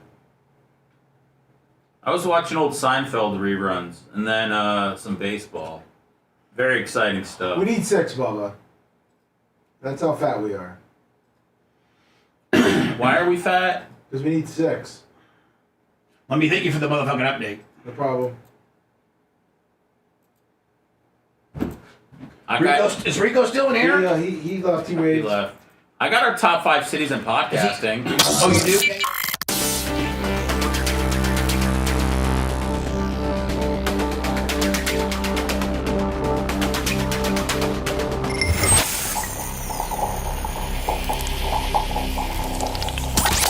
Broadcasting live from the Aquabito studios, aquabito.com/Bubba.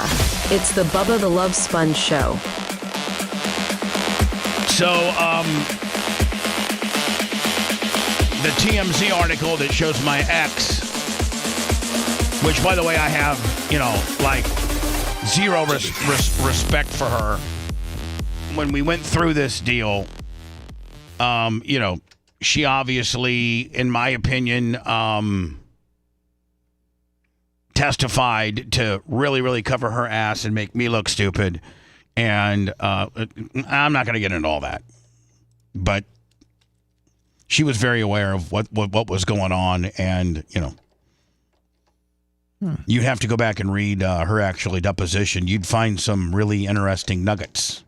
But her hanging out with the people that kind of had something to do with that, I think was the biggest. Yeah, like in 2015 when she would go to a Mike Calta Pitbull toddler concert and put it on her ex, and then she would, reach out to him on my first day on Bubba 98.7, which was January 5, 2015. She reaches out to Mike Calta on her ex and says, "I heard there's another one that you need help with the final nail in the coffin." And then Drew Garabo took pictures with her, and Pete the Sports Geek, and all these guys, and like she just was like, "What are you doing?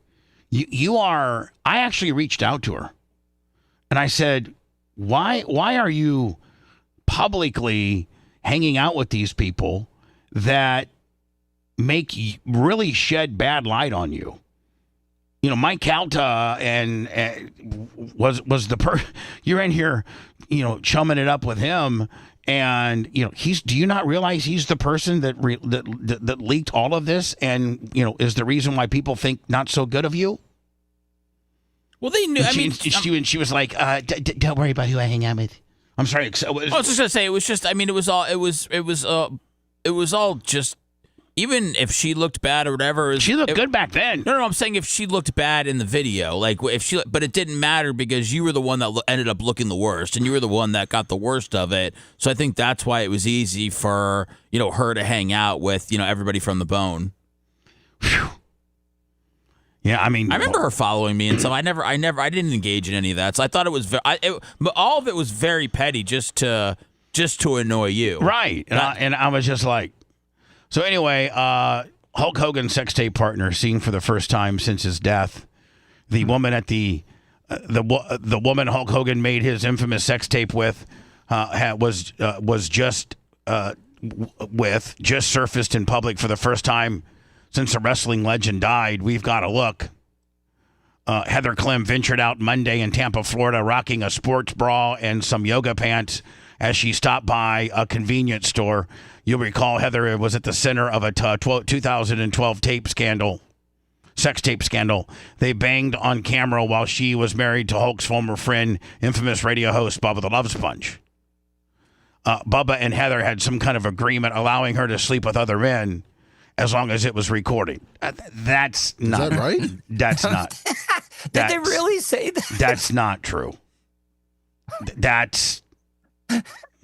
That's being salacious to bury me.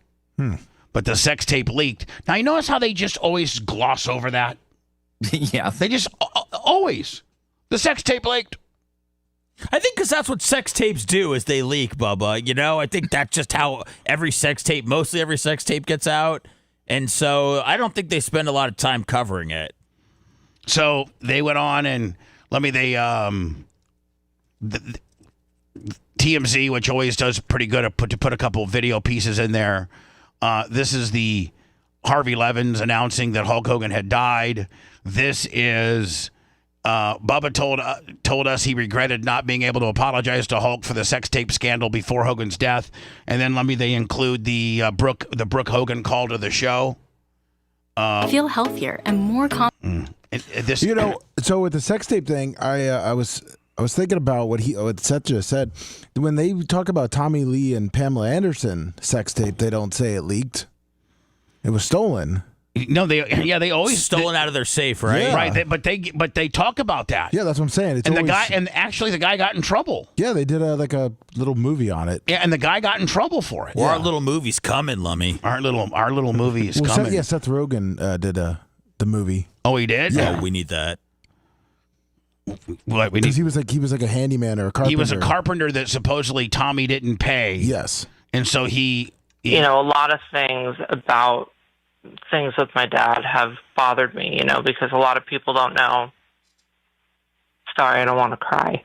A lot of people don't I feel like I'm going to cry because I always thought that you probably hated me for my involvement in what I did, and I always thought. Well, that's one of the reasons why I wanted to talk to you. I want to tell you that. By the way, Lummy, we're only like 4 away from 11,200. So there's got to be 4 people out of the 47, nearly 5,000 people on Rumble. There's got to be 4 that's not following us. Could you please hit us a follow? Please. So we can hit that 11-2. Appreciate you. Giving you a good show today. I was down in my dad's gym I was down in my dad's gym with him back when they set up the sting operation at the Sand Pearl. And him and David Houston got wired up because somebody was going to try to extort them for the tape. And my dad... Which, by the way, we all know to be true. I mean, right? I mean, yes. we all know that that's true. There's FBI documentation of it. Told me that he knew it wasn't you that leaked the tape. Do you know how... And I know that we are kind of hashing over this for the 946th time, but, and not to get me out of what I did and to condone what I did, but I mean, how many times do I have to say, oh my God, I have skin in this game. I'm so very sorry. I mean, I've said that ad nauseum, but how much different? Talking to 2 former Cox guys, Seth and Tuttle, I don't know if you guys will agree with me or disagree or have some insight or have an opinion about it, but, had Cox known that I was not the leaker of the tape, and the person that did leak the tape, who, Calta, I don't know that they would have fired me. I don't know that I would have been let go. Well, it wasn't the tape. You mean if the tape never got out? Yeah, well, if the tape never got out, yes, first and foremost, the tape never got out. But if the tape did get out, which it did, then because they came to me, Seth, and said, listen, you need to get yourself out of this lawsuit. It's tough for our salespeople to go on the road and sell you when you did your friend so dirty. So you need to get out of this. And so that's when I went to Hogan and said, hey, because they wanted the intellectual property. They wanted to own the sex tape. They wanted to own that disc because I think that was very much they needed to have that in place in order to be able to pursue damages. They needed to have the ownership of that disc. And so I stepped. I said absolutely. So I got a hold of Hogan's people. They're like, Hogan, just shove it up my ass even more. Pay me $5,000 and do an on-air apology. So I did. But everybody at that point still thinks it's me. Would Cox have kept me and not promoted the person that did it had they known it? I'm gonna have to defer to you two. Tuttle, you first. Seth, you after Tuttle, please. I think it would have been a lot harder for them to get rid of you if they would have known that you didn't leak it. But I worked there at a very, very vital time where I was at the bone a lot throughout the day. And just the way you not being in the building on a regular basis gave them the plotting time. Because there was a lot of people out there, and people just constantly, they hated you, Bubba, in the building. I'm not trying to be rude, but I know. And if you look forward thinking, their current morning shows not in the building, right? I'm just saying, Neil Malpazir, $50. Thank you, Neil, so much. Go Pack, go. I think the sex tape probably wouldn't have got rid of you, but they would have found some other way. Seth, that sucks. Seth, your opinion? I think that they were trying to get you out for a while, and I think whether it was being difficult to work with, or because of not being in the building, or because of MJ lawsuits, or other stuff like that. I think that and you know what? Probably more than anything, I don't know either one of you guys would co-sign for this, but I think maybe Seth, you would, because you knew the guy better than I think Tuttle did. But the guy that hired me and believed in me, Jay O'Connor, got shipped out to Seattle. That was my guy. And when you have major management changes like that, they have their guys that they want. You probably have a better understanding of that, Seth, than Tuttle. Yeah, it was. But I mean, there were just days where I would walk into like Keith Lawless's office, and he's like, "I got the Jewish people of Florida that are calling me because of something that Bubba said on the air and all that." And I think you could just tell when Shark was there and Keith that they hadn't dealt with anything like you before, and I think it started to wear on them everything that came along with having you on the air despite your ratings. And I've been watching you take the heat for it, and I've been hearing you, say sorry, and I know that, you have a guilty conscience, but my dad told me the real story that, it was your home files, when you got divorced, that you ran down off your... All right, so we don't need to go into all that. I'm just saying. Heather was seen walking out of a gas station yesterday, and here's what she's looks like nowadays. This is what she used to look like when she rolled with me. Look at that. Look at that action. Not that one. That one. There's a couple if you go down to your left, yeah. Right here? Yeah. Oh, and then when you split the squeeze together, Willie? Mm-hmm. Mm-hmm.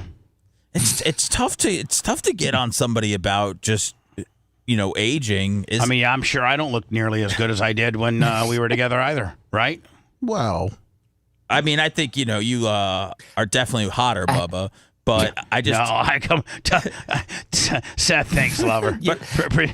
Appreciate the. But here's the thing, man. I feel like when we look at an older woman and say stuff, I think that's what forces these women to go out there and start getting these face jobs that makes them look like the Joker and makes them actually look 10 times worse. So I'm trying to celebrate any woman getting older just so they can stop doing that to themselves.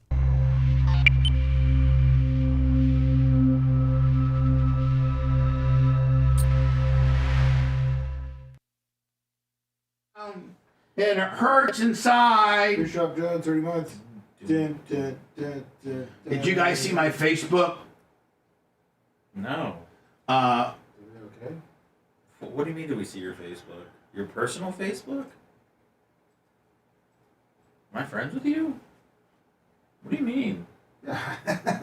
What do you got? You got content? Something happened?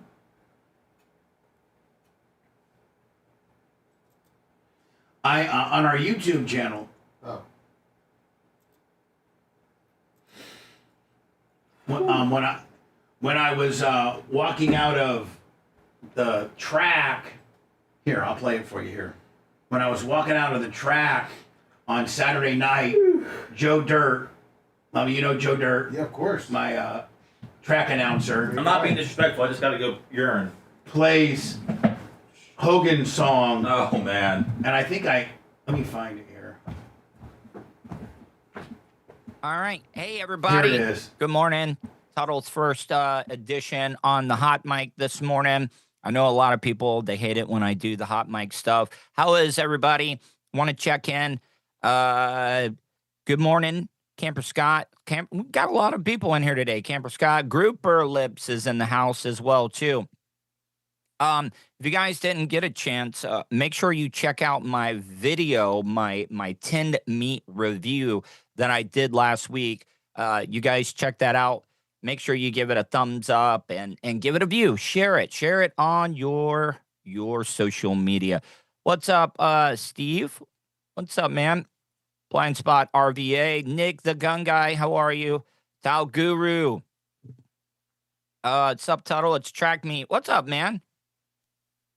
Mr. Skin Dog. Yeah, a lot of people, they say, when Tuttle comes in and he does the hot mic, he tries to make it his own show and everything. No, I'm not trying to make it my own show.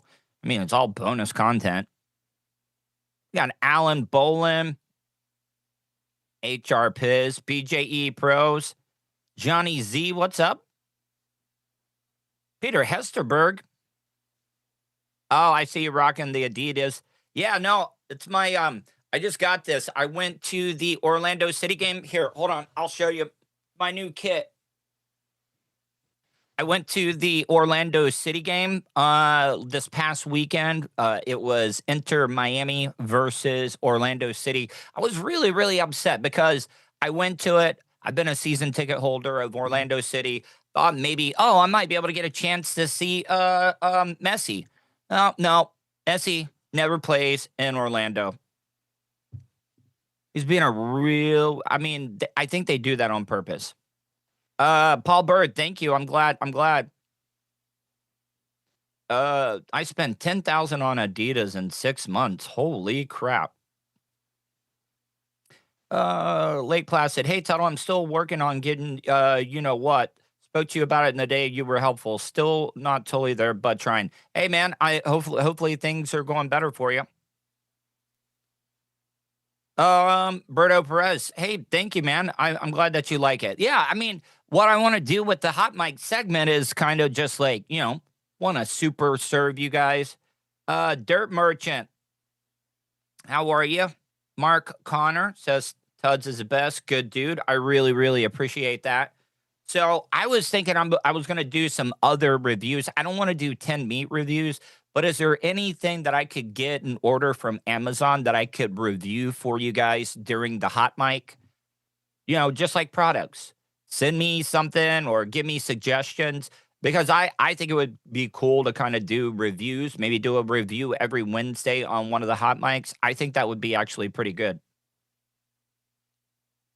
Yeah, the 10 meat reviews are good, but I don't want to use that up during the hot mic. I got my nuts here. Got my nuts. I already ate one avocado this morning with 2 scrambled eggs, and I'm eating my nuts right now. Oh, cool gadgets would actually be pretty cool. I could see that one. That dildo reviews. Okay. Oh, the hot chip challenge. I think if I do the hot chip challenge, I think Bubba might want to do that end segment. Just gonna tell you.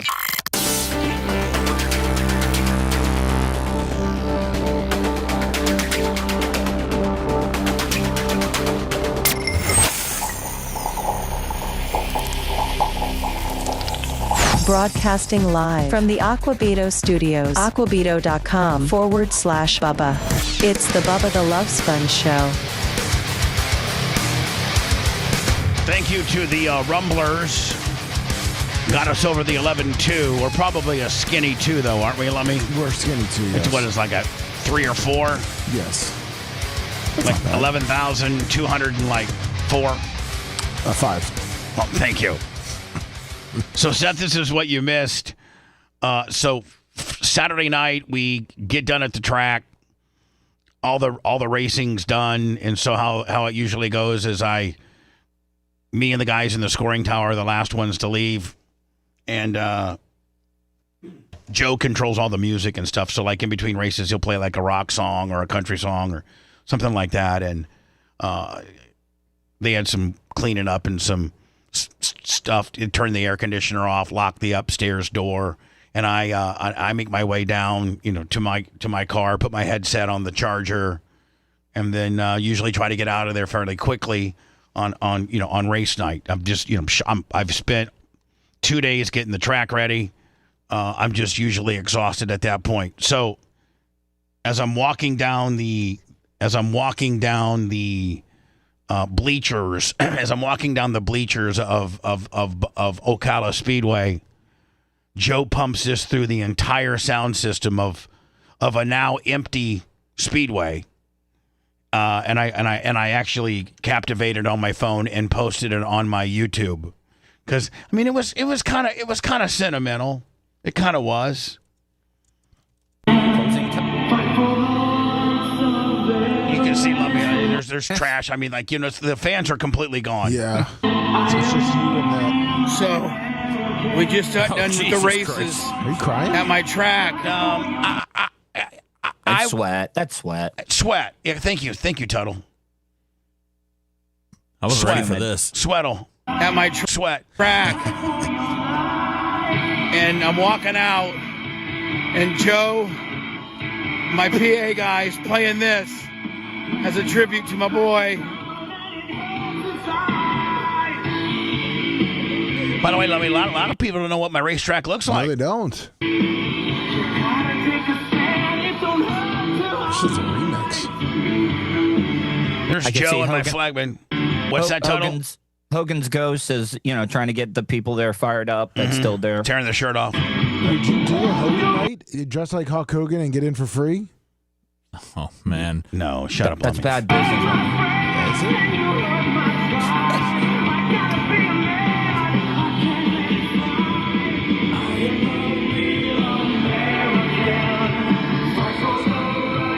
I mean, it just kind of like, just was a little special for me. It is just such a great song. And track rubbered up. No rubber.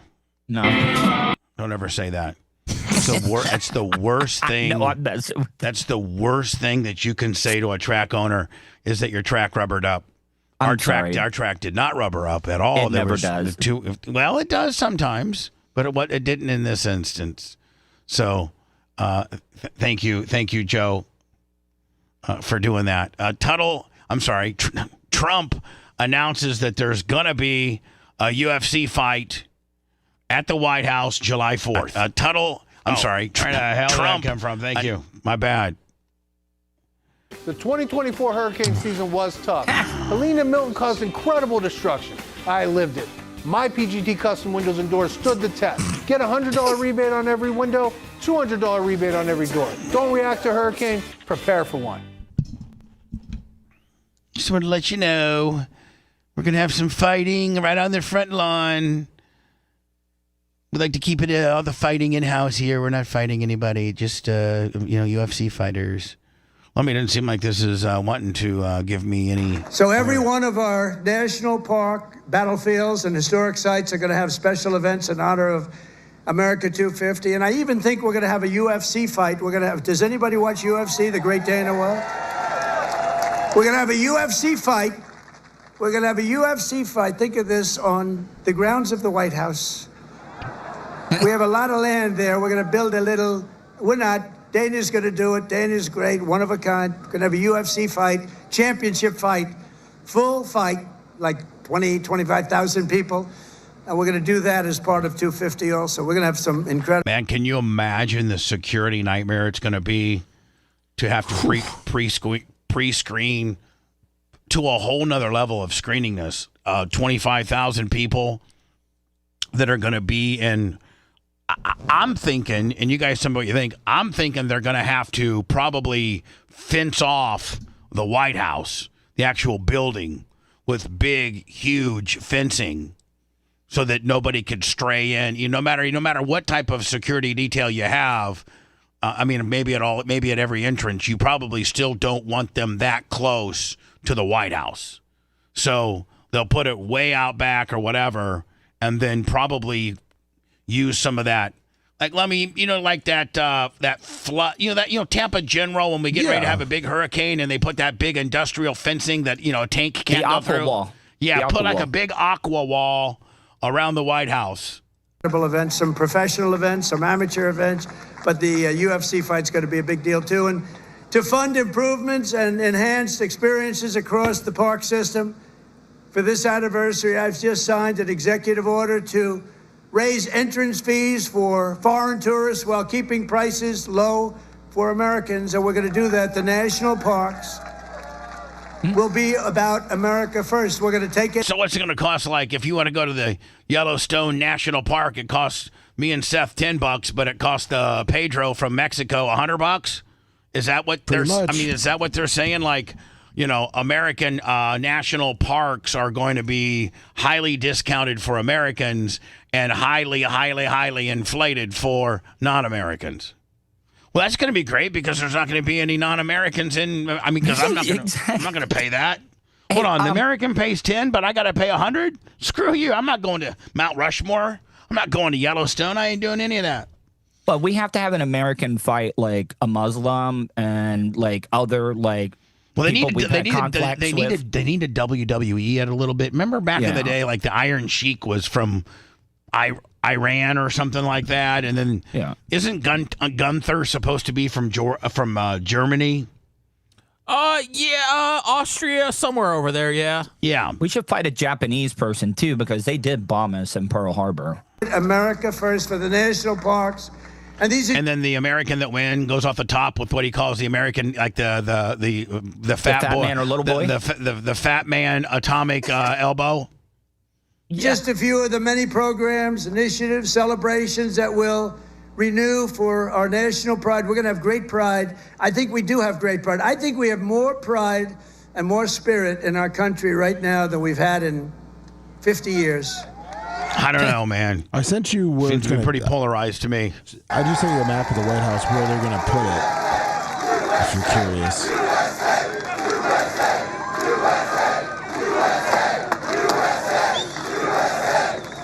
And together we're going to ensure that America's 250th anniversary is the single greatest year in the history. Our country, man, 250 years old next year, which I think by country standards is very, very young. Yes. Yeah. I mean, isn't Italy and like, all that like thousands of years old?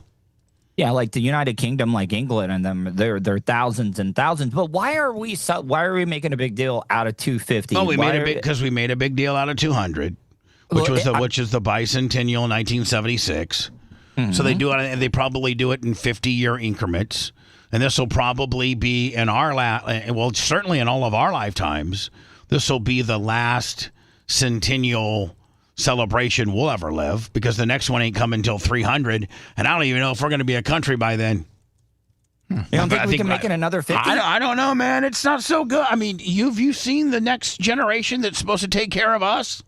Have you seen the 18 to 25-year-olds that are supposed to be taking care of us? I mean, not every one of them's a Nick Diaco or a Bella. I mean, like, most of them are lazy,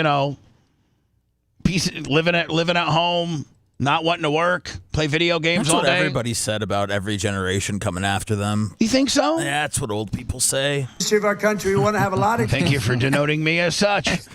Great things. A lot of the things that Bobby and Health and Human Services are doing are going to come up during that period of time, and we're going to come up with a lot of tremendous things for health and safety, and economically, we're going to have the strongest country anywhere in the world. And the bill that we just got approved today was, think of that, all of those votes, 2 negative votes, but we had no Democrats, 2 negative votes in the Republicans out of all that. So I want to thank those great Republicans that voted to get it in. We could only lose 3 if we lost 3.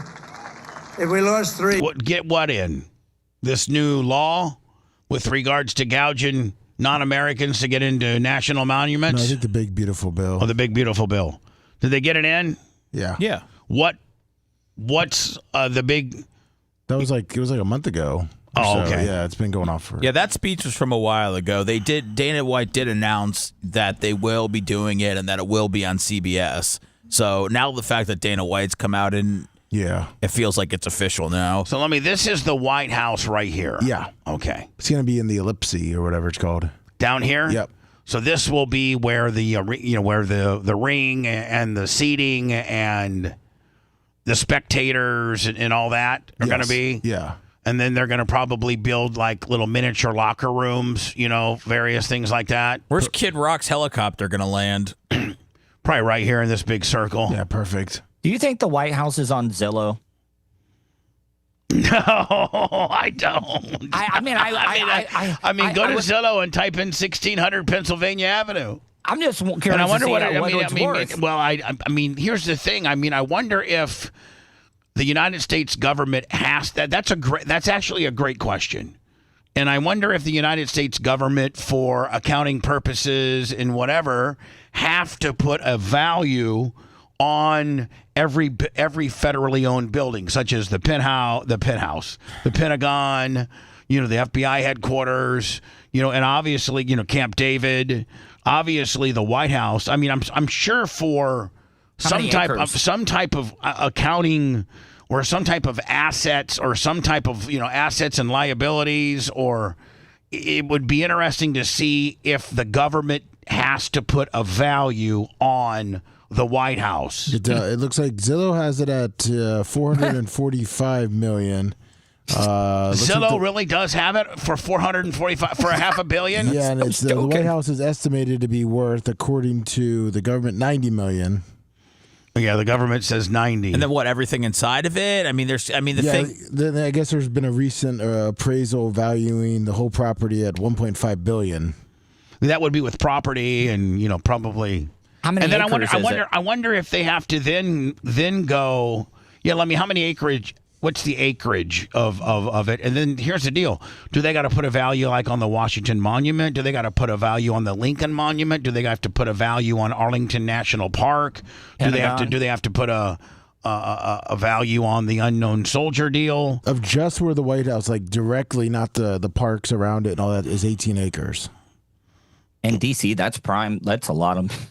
That park in front of the South Lawn's 54 acres, but that's not considered the White House. Here is the story where it's my understanding is Mexico working with us to send the cartel to us, or are we going into Mexico cartel hunting? They are sending them to us. Yeah, to but they most of the Mexican federales are scared of the cartel. No, that's why they don't use the federales. They use the military. The Mexican military. Yeah, when you go around... and so in doing that, I would say that if they're using the Mexican military, that Mexico, since we're an ally, that Mexico could ask for our help, because even the Mexican military at times have been decimated by cartel. So I'm thinking that since the Mexican military is in charge of rounding up these cartels, that we, as the the U.S. military, could jump in and help them, and we got far better technology than they do. Yeah, and so we could maybe work. Like if they're having a tough time, like remember how long it took to catch El Chapo? Like it took like 20 years, and then once they did catch him, they dug a tunnel and got him out. Yeah. So I'm thinking that they're going to probably need some United States resources. And they're going to ship them all back to here? Yeah, they're sending 26 here so we can prosecute them. Out of this, President Trump has made no secret about his intentions to root out the Mexican drug cartels, which have smuggled huge amounts of deadly fentanyl across. I'm going to have to reset it because it was giving me a black screen. You know what? How about I do words? We catch up, and then I come back with this. Perfect. We good with that? Yeah. Yeah, we're going to round the United States government in conjunction with the Mexican military, and I'm assuming the Mexican government are going to round up, 26 of the cartel leaders? Or just 26 cartel people in general? 26 of high-up top cartel members. And then take them here and put them on trial? Yeah. We'll do that next. Want to listen to the show on demand and on the go? Enlist today at BubbaArmyHQ.com. Sign up and start listening. The Bubba the Love Sponge Show will be back after this.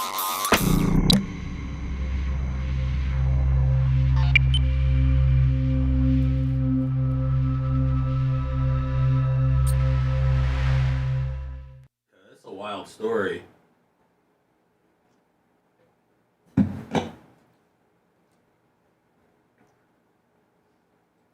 He's got to deal with the Chilean officials for Antarctica?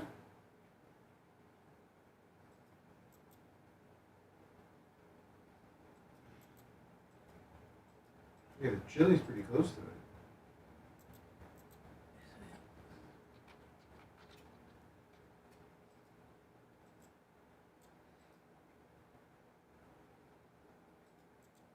Well, if that video is giving you issues, I just sent you a different site with it.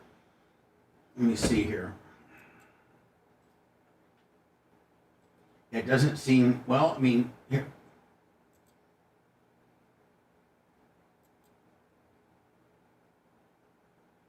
See, it gives me this. Yeah. But do you got? I'd like to use this because I think it's got Tommy Lauren on here, and I'm a big fan of hers. But okay, maybe this is it. But then it gives me a fucking black screen Jones. Where's the other one? You sent me to me? I messaged you it. It's but it doesn't have your girl in it. That's okay. And does it tell the same story? Pretty much, yeah. Okay. I got it.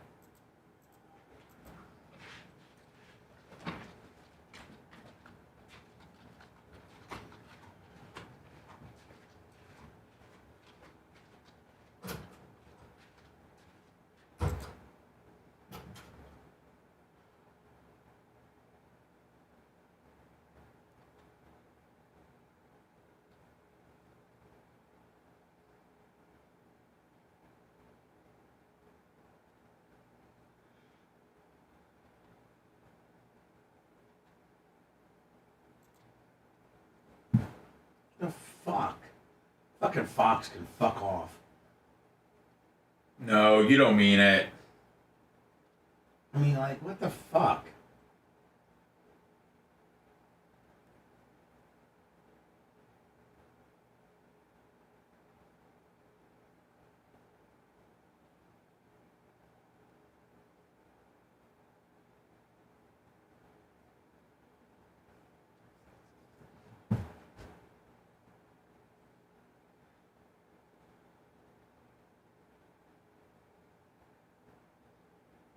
I can't get anything to play on fucking Fox.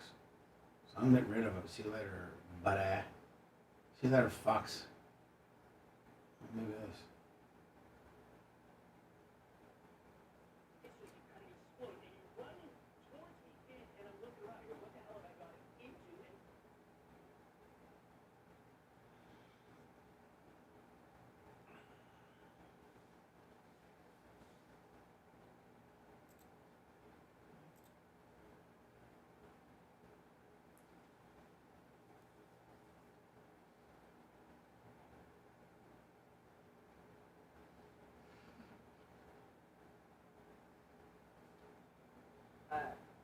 So dangerous. It's tough to see this because people are not expecting a vehicle of any type, even a motorcycle, to come racing up to them so quickly.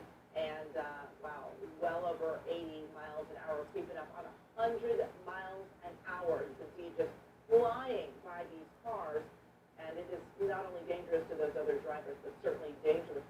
Oh, you can kind of stand up there on the motorcycle there for a second, but oh my gosh.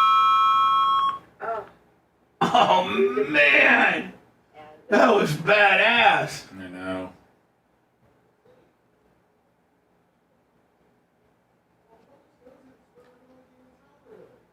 I mean, I'm still not even sure if it's real.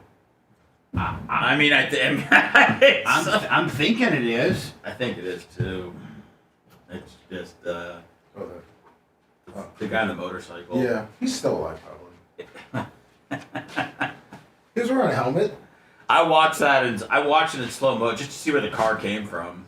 Yeah, I did too. And I wanted to see where he landed, but It gets kind of herky jerky. I wanted to see if he would bounce up and down on the. It looked like he kind of went straight up.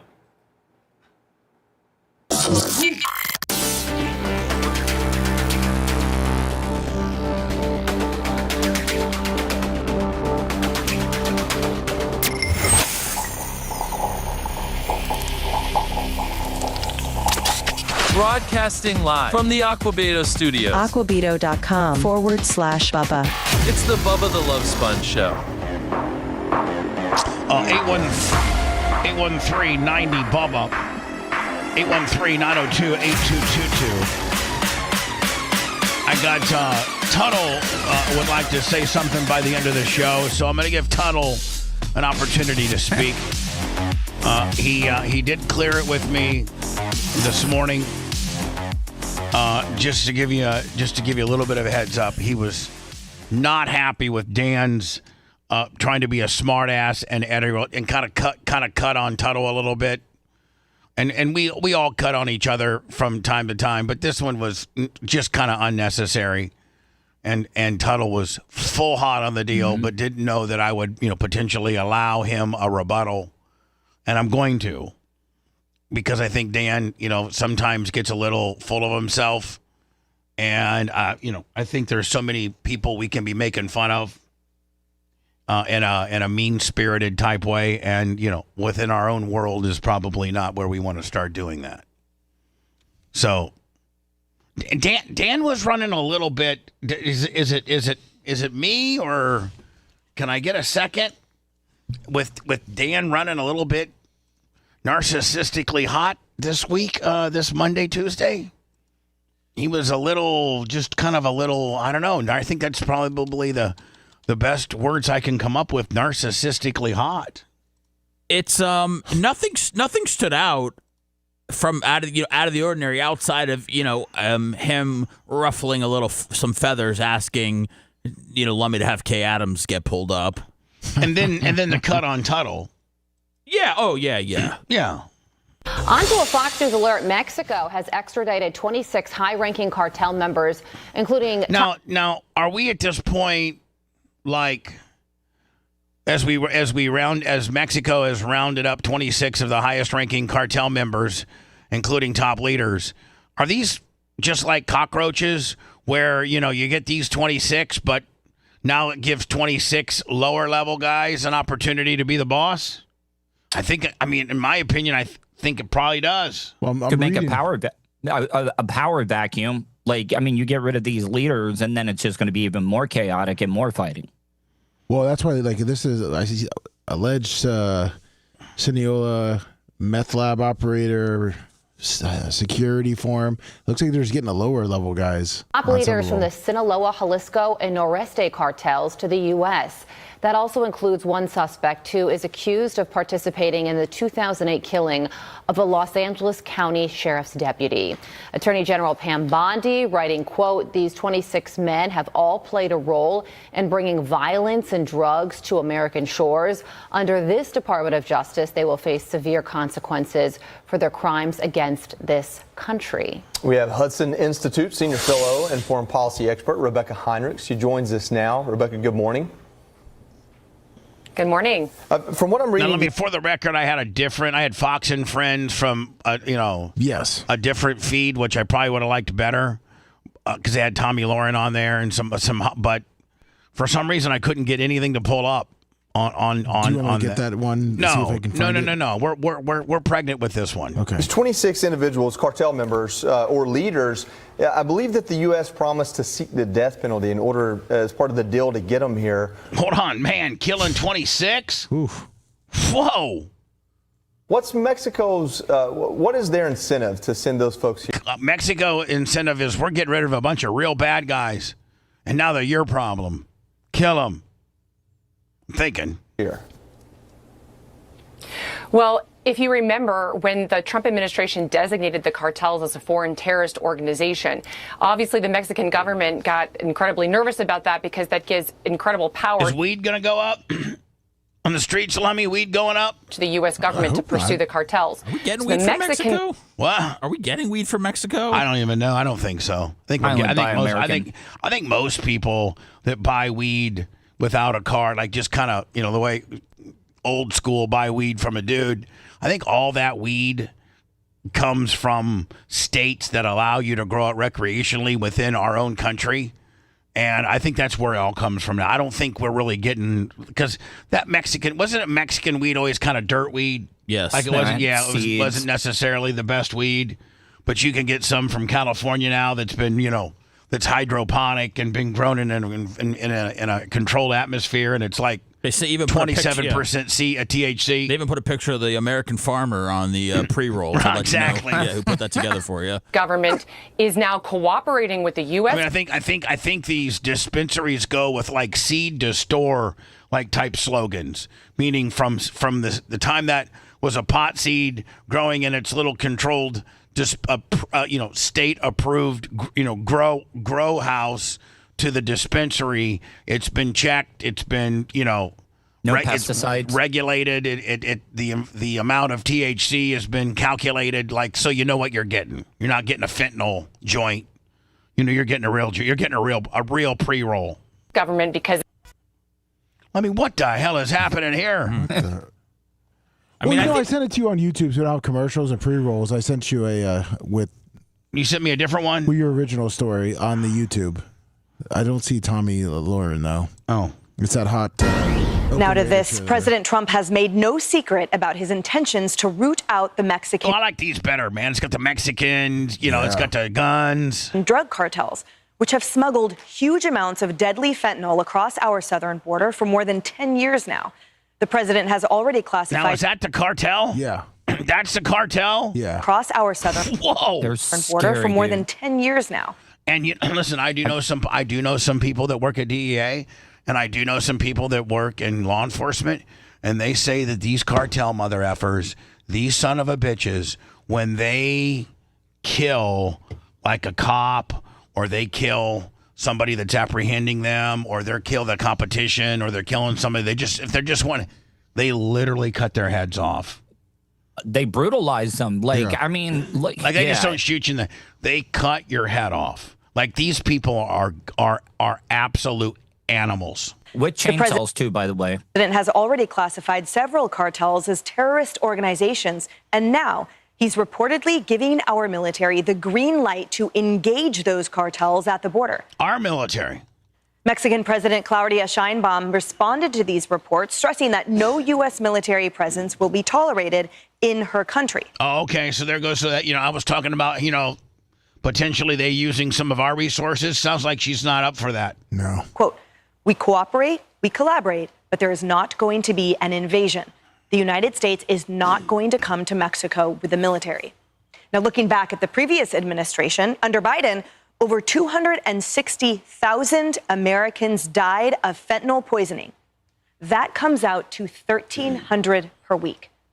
And the cartels only profited from it. In 2022 alone, they made a staggering $13 billion from smuggling both drugs and humans into the United States. I think if you take the humans and the fentanyl out of it, we'd be okay. I mean, I'm just saying, like, that's the two most bad parts of this whole deal. So you get with the cartel and be like, listen, no more fentanyl and no more kids, okay? Cocaine, that kind of stuff. Okay, you guys are going to get a certain amount of that through. But we're not going to, completely take, we're not going to kill you. We're not going to take 26 of your members and stop killing people and cutting their heads off, okay? They made $13 billion in a year. Professor, talk to us about the legality and what you see here unfolding. Well, damn. Look at Fox. They got some leggage, don't they? Man. Welcome this move. I think that the power of these drug cartels is sometimes, as in Mexico and in Venezuela, may be greater than the government itself. And so when these kinds of threats arise to our security, I think the military can be triggered. Look, I was in Washington in the Justice Department at 9/11, handling something that everyone used to think was crime, which was terrorism. And we had to figure out, how do we convert that to a war footing? So what we want to do is be careful that we don't have the military, for example, chasing drug dealers on street corners in the United States and our inner cities. What we need to do is make sure the military is targeting our foreign enemies. And that might be drug cartels that are synergistic with the government of Venezuela. That might be drug cartels in Mexico that government officials there are. Yeah, I mean, as soon as we start this with Mexico, we got to continue it through the other countries that send bad stuff here too.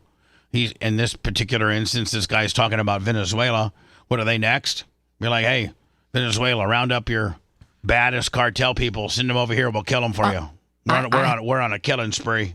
I have seen these videos where they said it wouldn't be like a full-on invasion. You would send these like special teams, like, the SEAL Team 6 and drone them. But then they could easily sneak in and out and kill the leaders of all these people on a consistent basis. Operate freely, have the military focus on what they can do best, and then have our police here. Well, let's make pot legal first of all. Where's home pot focus on what? Pot coming into this? Saying, in doing all this, let's make pot legal so the cartel gets out of the pot business. Well, they're kind of out of the pot business now. A lot of their stuff is. Yeah, let's get them out of the pot business. They're in pill business now and cocaine. Well, yeah, they can do best. But I think as long as they respect that line. Well, I think, Lummy, they're in the fentanyl business, which they infuse into cocaine and pills. Yes. As we did after 9/11, I think it's perfectly legal and well within the president's constitutional authority to protect the nation. So I look at the people behind him, and I think this is New York City. Yeah. No, thank you. Walking through that nonsense. Well, you've done it before, right? Yeah, I did it a lot when I worked for Sirius XM. I had to go up there every 6 weeks. Sucks. No, working for Sirius XM was great. But, the people, it's just... What do you have to walk block to block? I had to walk 2 blocks, and it wasn't the walking... and listen, it wasn't the walking of 2 blocks. It's just people. Humanity. It's just oh, my God, the people. And it's just, I'm with you. People like that. They love the energy of all the people around them. Not me. I like the energy of, being out on a grader by myself.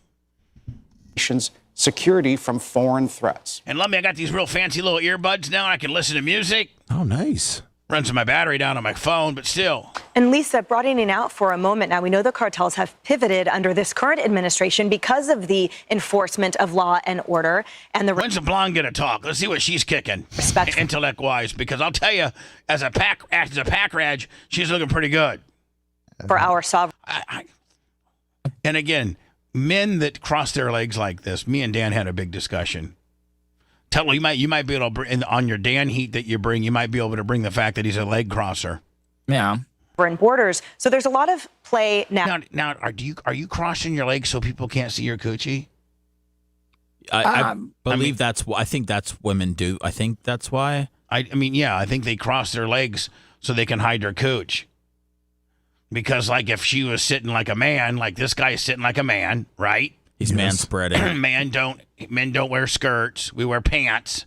So you really can't see. I mean, if we had some really tight pants on, you might be able to see the boys on one side or the other, and maybe the banana split.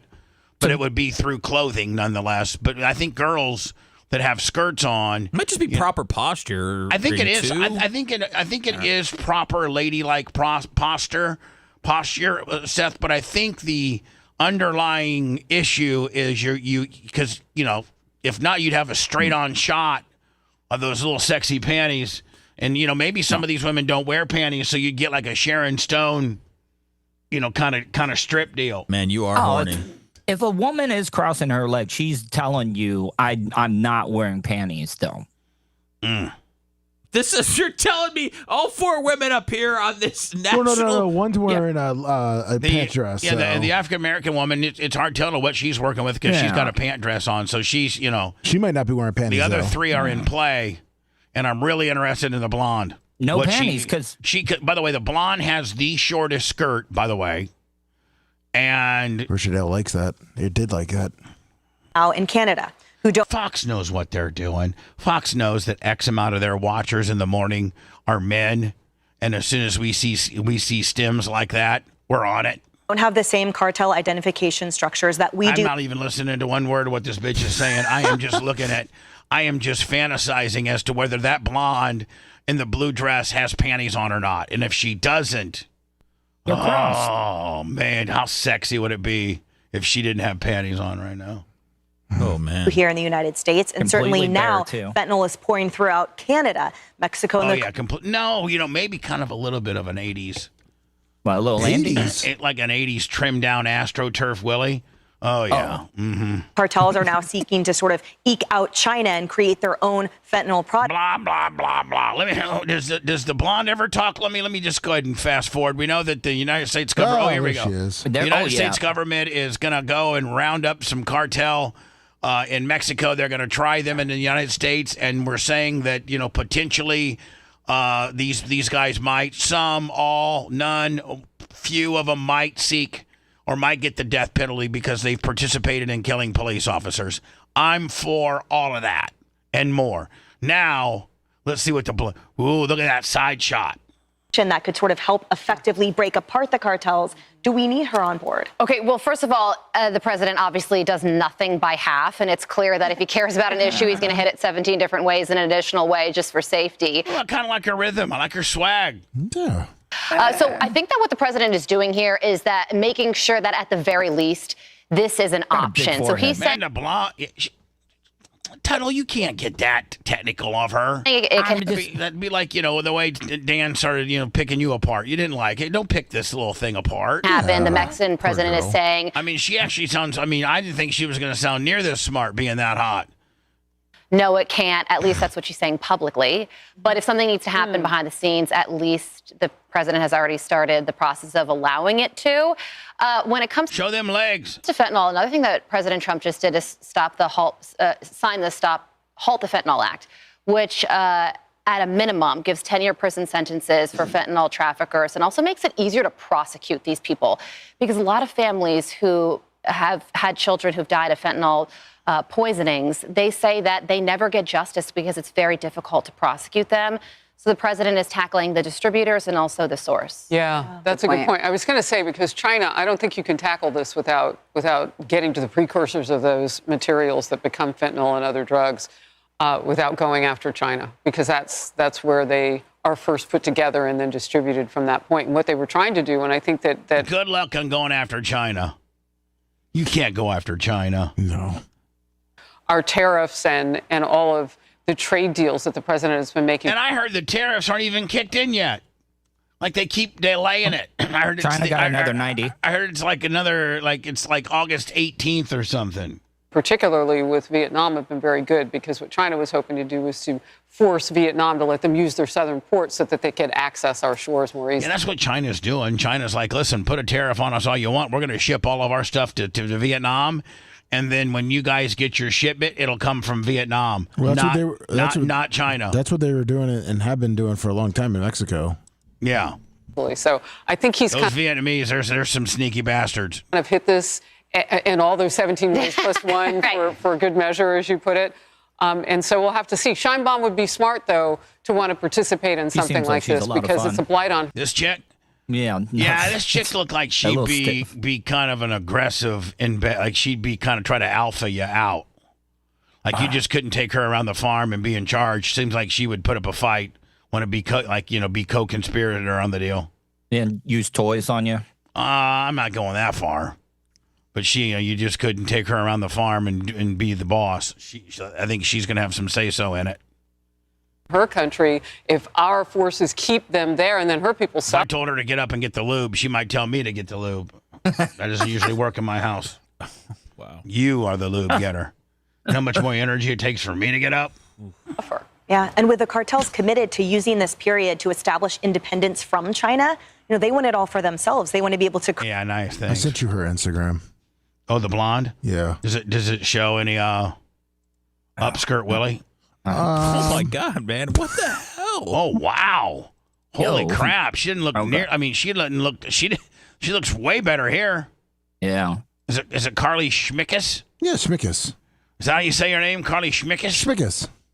This her right here? Yeah. Oh, is that her kid? Oh, she got an ugly kid. What an ugly ass kid. Yeah, he's no walker. No, he is not a walker. He is not a Sammy. He ain't a nothing. No. Oh, is that her husband? Yeah, he's pretty rugged. Yeah. I'm out. I mean, that guy's rugged as hell. Mr. Shimkiss. Yeah, Mr. Shimkiss. Yeah, he's a businessman. But dear Mr. Shimkiss, I'm sorry for speaking illy about any part of your family, including your wife and child. You are an absolute ew. Yeah. Yeah.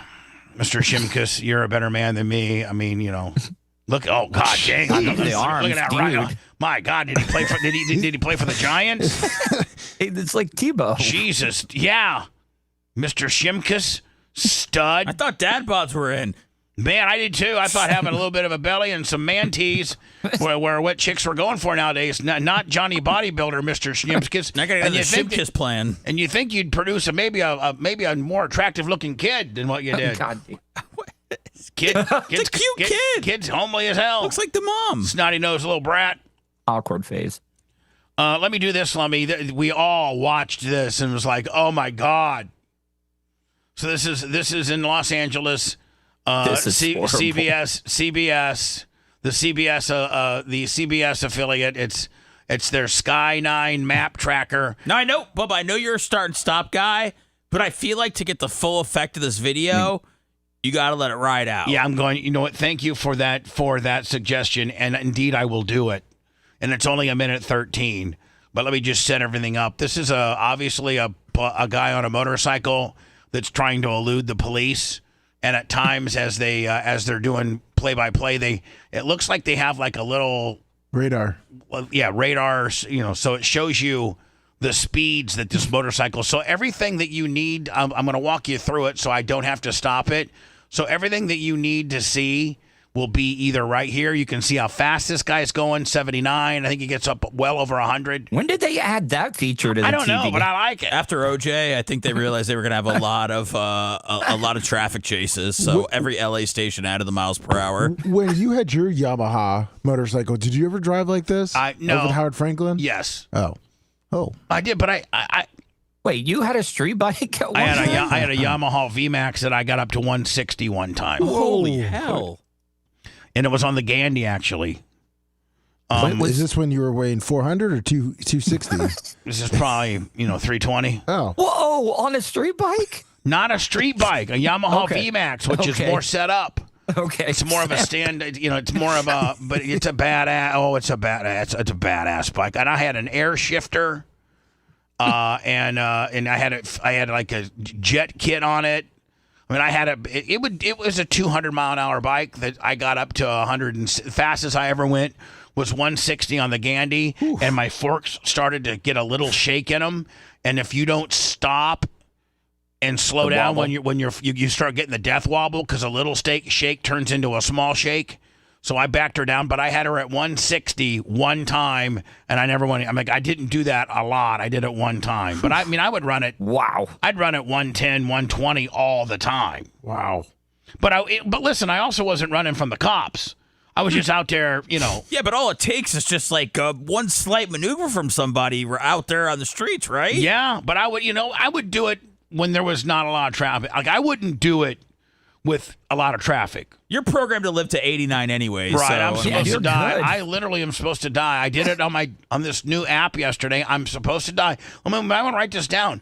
August 22nd, 2055, according to this death tracker app, and I put my blood pressure in there and if I smoke, if I drink, if I walk, how much water you drink a day. Like, they really, I mean, it was like a 7 to 9 minute, I kept putting all this in. I'm like, when are they finally going to give me my death? August 22nd, 2050. Wouldn't it be just absolutely insane if I did die on August 22nd, 2055? It'd be a great testimonial for the app. Zolt's going to be the only person that remembers that one. Zolt 71. Yeah. And so dangerous. It's tough to see this because people are not expecting a 111, vehicle of 112. any type, even a motorcycle, to come racing up to them so quickly. And wow, well over 80 miles an hour, creeping up on 100 miles an hour. You can see it just flying by these cars. And it is not only dangerous to those other drivers, but certainly dangerous to this motorcyclist. 135. These cars, the drivers don't know that it's coming up so fast. You can see, that motorcyclist appearing to kind of stand up there on the motorcycle there for a second. But, oh my gosh. We have just seen... we just saw that motorcyclist crash into a car there at the intersection. Again, this was a police pursuit. LAPD was after that motorcyclist, and I don't think they replay it. At very high rates. Oh my gosh! Hell no! All right, so now, Seth, can I start? Go do your thing. Yeah, I just thought All right, here we go. So we watch it. So here we go. I'm going to try to stop it right at impact, so I can see. I think it's right here. Isn't it right here? Yeah. Go there for a second. No. Oh my! Hold on, I missed it. Damn it, F. Hit the back end of that car. The Carlier was turning. Oh. He's already ragdolled too. Look. For a second. Was he trying to die, or he's 79 mile an hour there. Second. He's 78 mile an hour. Now, I think at this point he can tell that he's in trouble because he starts to stand up. Oh, boy. What happens is this car here is making this car right here. Now, Seth, this is when we can kind of start and stop and break it down. Oh, yeah, you can. Yeah, sure. So Go this ahead. car here now is making a left, I'm assuming. Yes. So that car there is making a left because he's probably got a green light. And a guy that's traveling 80 miles an hour, a motorcycle nonetheless, that you just don't see.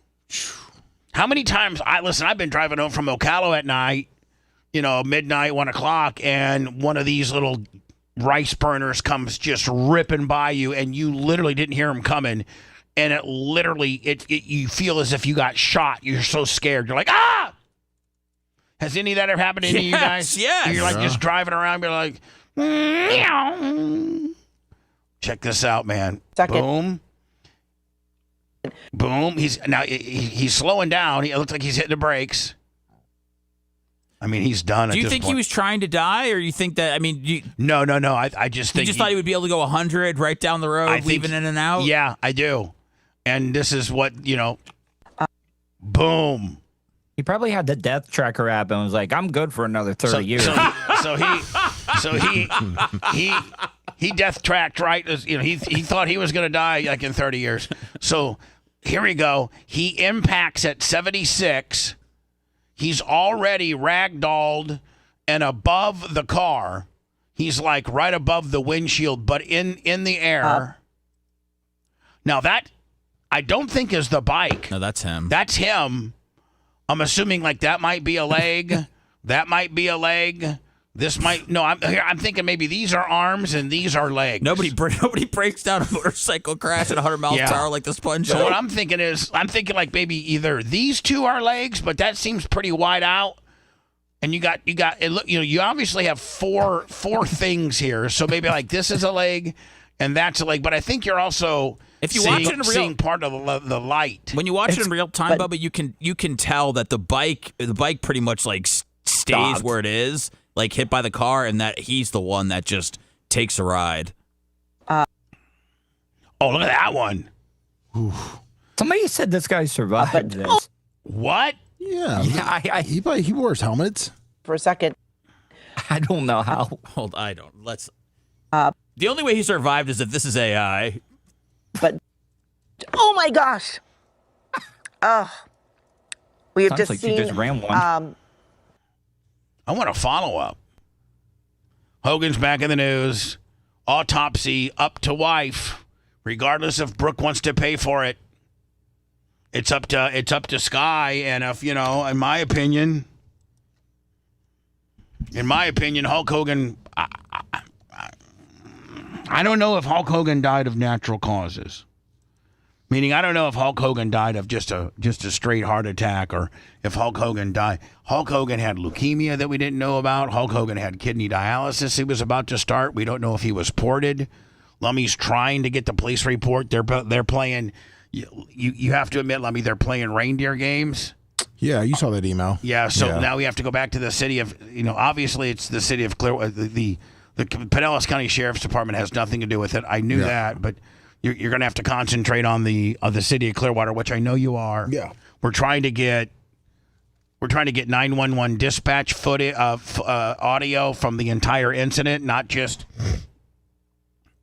the little 17-second clip where the dispatcher is talking about engine 47, engine 56, cardiac arrest and then they bleep out the El Dorado address. 1, 2, 3, 4 El Dorado. Cardiac arrest. Units 47, 56. That's all you get. How about the 911 call from the call that was placed at Hogan's house? That's how us media members and everybody else that get requests and publishes these sort of things. The 911, when you request or get a 911 call, you get hello, 911, and then you get the frantic person on the other end describing what's going on and why they need help. The dispatcher keeps them on the line. They send the units out, and they usually stay on the phone with you until the units arrive, or even up until the units arrive and while the units are there. But this is like 17 seconds of a guy dispatching the fire trucks. That's all we get. I want the entire 911 call. I want all correspondence and dispatch between the ambulance and the hospital. And again, all of this should be public record. Able to get. Now, we've already asked for the police cam, the body cam footage of the police officer that was speaking to supposedly the respiratory therapist or the rehabilitative therapist, isn't it rumored that there was one of those there? Yes, there was. So we asked for that body cam because that person, the therapist, gives their opinion as to what happened, and it's a little bit differing from what the autopsy says. You think the church has anything? I think there's a bad guy in the woodpile here. I think that something fishy is up. Just from their inability to give us what we've been asking for. We're the media. Sky is now look like she's on the fence as to whether she's going to get an autopsy or not. Brooke is calling for an autopsy to the point where she'll I'll pay for it. If you're talking about the most popular man in the history of Florida, let alone Pinellas County, you're married to a former Scientologist. Your parents are the highest level of Scientology. There's 30, 40, 50, 60 million dollars. I mean, I've heard all different reports as to what Hogan's estate is worth. Sky, regardless of Hogan even put her in the will, she automatically gets 30% under Florida state law. Even if Hogan said, I'm giving it all to Nick, every dollar to Nick.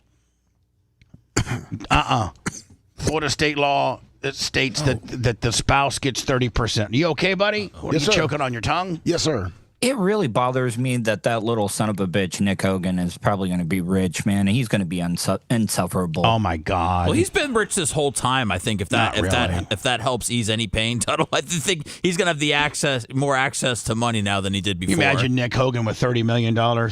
I hope he moves to Vegas.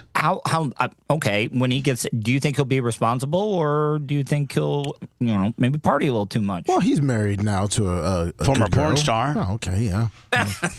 Yeah, he will end up doing something that his father cannot get him out of. Yes, That's what I'm asking. Yes, yeah. Well, we'll start. Well, I mean, we've been following this, and we've been doing this. Since, again, we're the first people that actually brought up Hogan's health issues when everybody was calling us nut jobs, and we're the ones that really were honest. And then, before that, though, Tuttle, I'm going to open next. We're coming back with the Tuttle. Okay. Not the Tuttle rebuttal, but more of the Tuttle has some concerns about how Dan was. Well, you know what? I'll just let you tell it. I mean, you're not happy with Dan right now, and you'd like to say your piece. Well, I think enough is enough. I mean, enough is enough. And do you have other instances of this, of other stuff happening? I mean, he's always treated me like garbage. Okay, so you have. I mean, this isn't yesterday making fun of your teeth. Wasn't the first time he's taken a hack at you. And I also don't need him telling me how to do my videos and stuff either. That would be like me going into his doctor's office and telling him that, some vagina flaps he just did were uneven. Oh my God. I wouldn't mind having that job. Being the vagina flap symmetry guy. Even if you get some angry looking ones. Yeah. Well, some really nice ones. They come in. They come in looking like a steak-'em sandwich, and they come out looking like a nice little rosebud. I don't need you telling me how to eat fish, and I'm not going to tell you how to work on fish either. So I mean, it's just plain and simple, man. Well, I think it started. That's what pissed me off. I think the teeth thing pissed you off. It did. And then that now has parlayed into other things. I don't think the other things would be nearly as bad had he not thrown the teeth gig at you.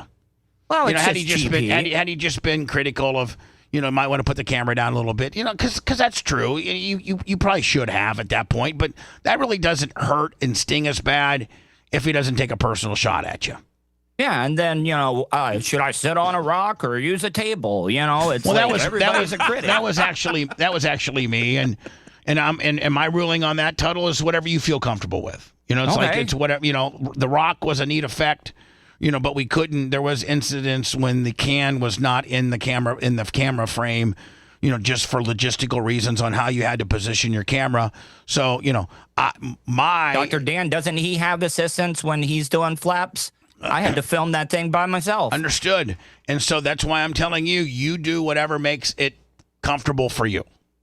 That comes look, from me. I got thick skin. It's just like I'm tired. I've dealt with bullies all my life, and I'm not going to keep getting bullied by some Guido tough guy. Okay. I'm just not going to do it. We're gonna don't blow your wad now. Oh, we haven't started? No. Oh, no. I got to go into words. Jeez. Then we'll start that. We'll start that process. Okay. If you liked that segment, then you'll definitely like the new redesigned BubbaArmyHQ.com. We'll be back to the Bubba the Love Sponge show after this.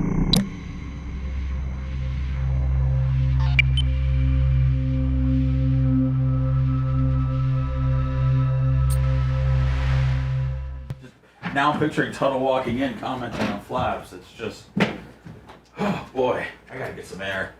Yeah, you need to put yourself.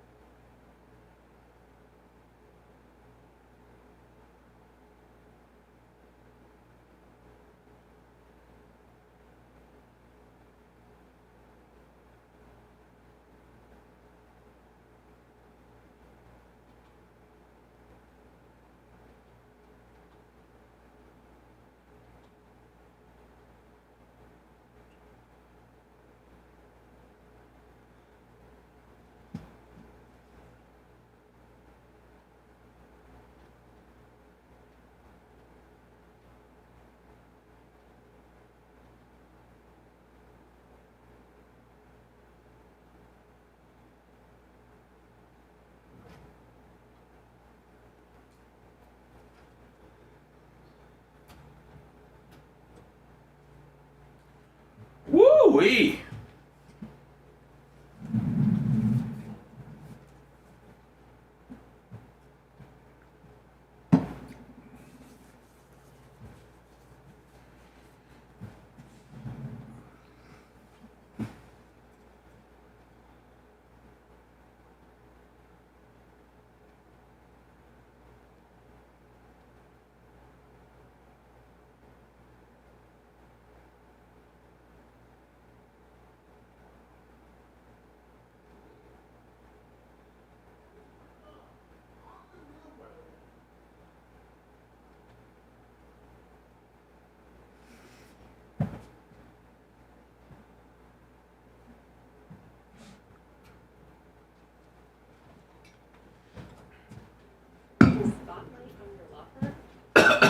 What's up, Nats fan?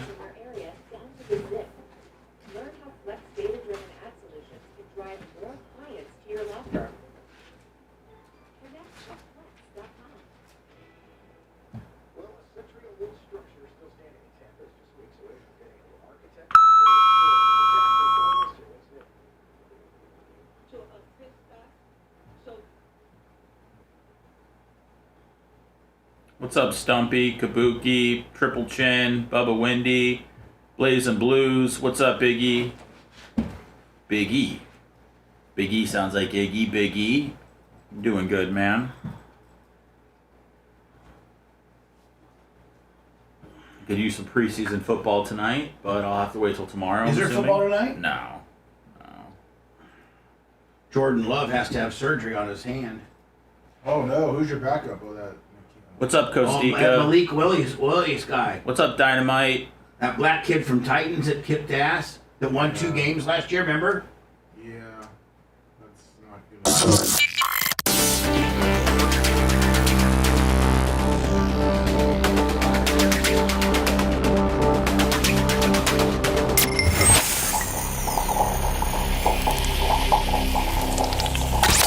Broadcasting live from the Aquabito studios, aquabito.com/Bubba. It's the Bubba the Love Sponge Show. 813-902-8222, 813-90-BUBBA. If you'd like to call the studios, the Tuttle Rant coming next. Creatine Travis, $200. What's up, Creatine? I think Creatine, I might be seeing Creatine maybe this weekend. I think the Get Fresh crew has got a project. Oh, nice. Thank you, Creatine. I owe you a text. What was that, Seth? No, I'm so sorry, Seth. Yeah, when you fit in there. Hold on, sir. Seth, what you got for me? No, nothing. Nothing. I just said you have a never mind. I have a project every weekend. Okay. My whole life's a project. It is, yeah. That's it true. really is. I'm headed to the minute I get off the air today to Lummy. I'm headed in the Crown Vic mobile. That supposedly Rico broke the dash on. What? I gave it to Rico to drive around, and he said that his big ass leg hit the dash, and it's broken now. Holy cow! And I'm like, what? I haven't taken a look at it. I'm going to see it here in about 50 minutes as I'm headed north to. Okay, I got to continue the big track. I got a track project that Big Buck's coming down to help me with. It's unbelievable. Hi, who's this? Tuttle, get ready. You're next. Hello. Hello? Yes, sir. Hey, Bubba, big fan. From Ohio here, Eldor country. What do you think about Tony firing Donnie? I think it was a long time coming. I think Tony's been frustrated with Donnie's performance ever since Donnie what was so adamant about getting rid of his crew chief Ricky Warner, who it really has gone. That was the worst idea. Has gone on to have huge success with Rico Abreu. Donnie Warner is one of the best crew chiefs ever. Donnie ran him off, and Donnie, and quite frankly, Donnie hasn't been the same since. And so I think that Tony became overly frustrated with it. And they're both taking the high road and moving in different directions. Tony's putting Kerry Mattson in there for the remainder of the season, and then I think they're going to be. In my opinion, I think Gio Scelzi gets that ride for 2026. I think Gio Scelzi gets the Tony Stewart 410 sprint car ride for 2026, and I think that Donnie Schatz either retires or. He's, by the way, Donnie Schatz is a multi-millionaire and can field a car on his own. So he either does that with some financial backing through sponsorships. I think Donnie right now needs to find a really good crew chief that he can work with. Donnie, you'll never lose the skill set that Donnie Schatz has. He's one of the best ever, 10-time World of Outlaw champion. He's just, I don't know if it's in his head. I don't know if it's a combination of not having the right setup, not having the right crew chief. But Donnie needs a reset, and I think it starts with a really good, maybe he goes and drives for somebody. Maybe he goes and drives for a well-renowned, a crew chief. I don't know. I just think I'm hearing rumors that Gio Scelzi, and we could actually have Gary Cantrell maybe make this a short. I'm hearing rumors. I'm predicting from my inside sources that Gio Scelzi ends up in Tony Stewart's 410 sprint car. That's who I'm hearing for next year. Kerry Matson till the end of this year. Gio Scelzi for next year.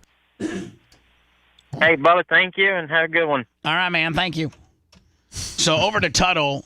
That's Gary Scelzi's brother or son, right? Yes, it's Gary Scelzi's son. Gary has two sons, Dominic and Gio Scelzi.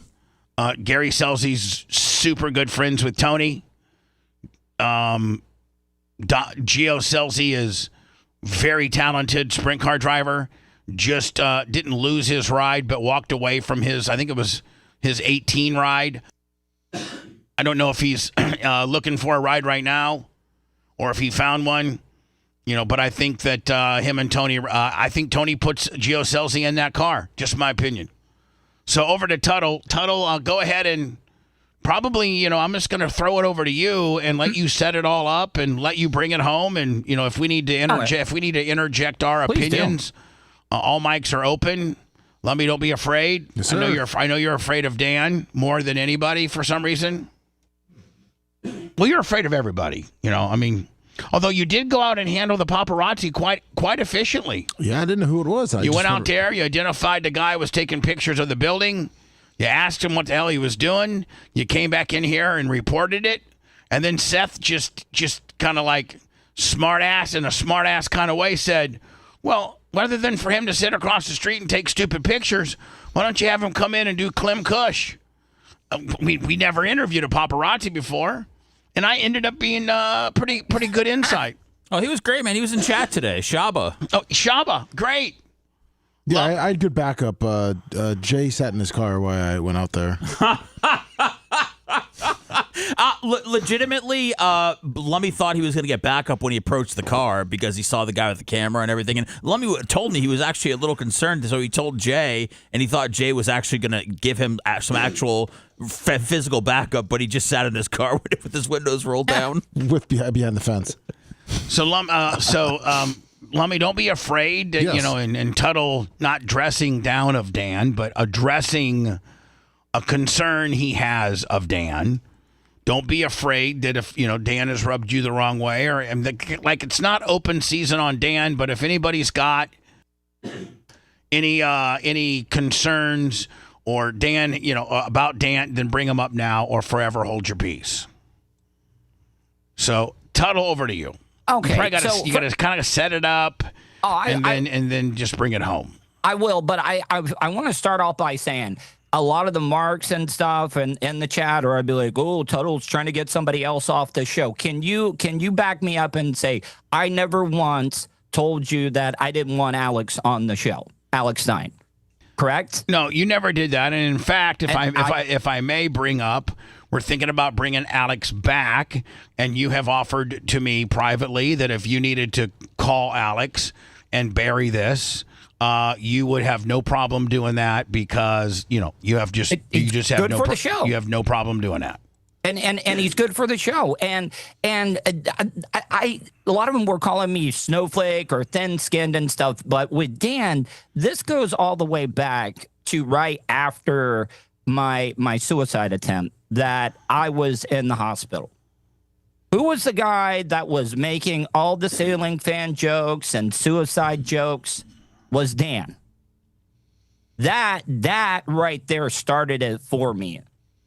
You're this doctor. You're supposed to be helping people and stuff, and you're making fun of a guy that tried to kill himself. It's BS.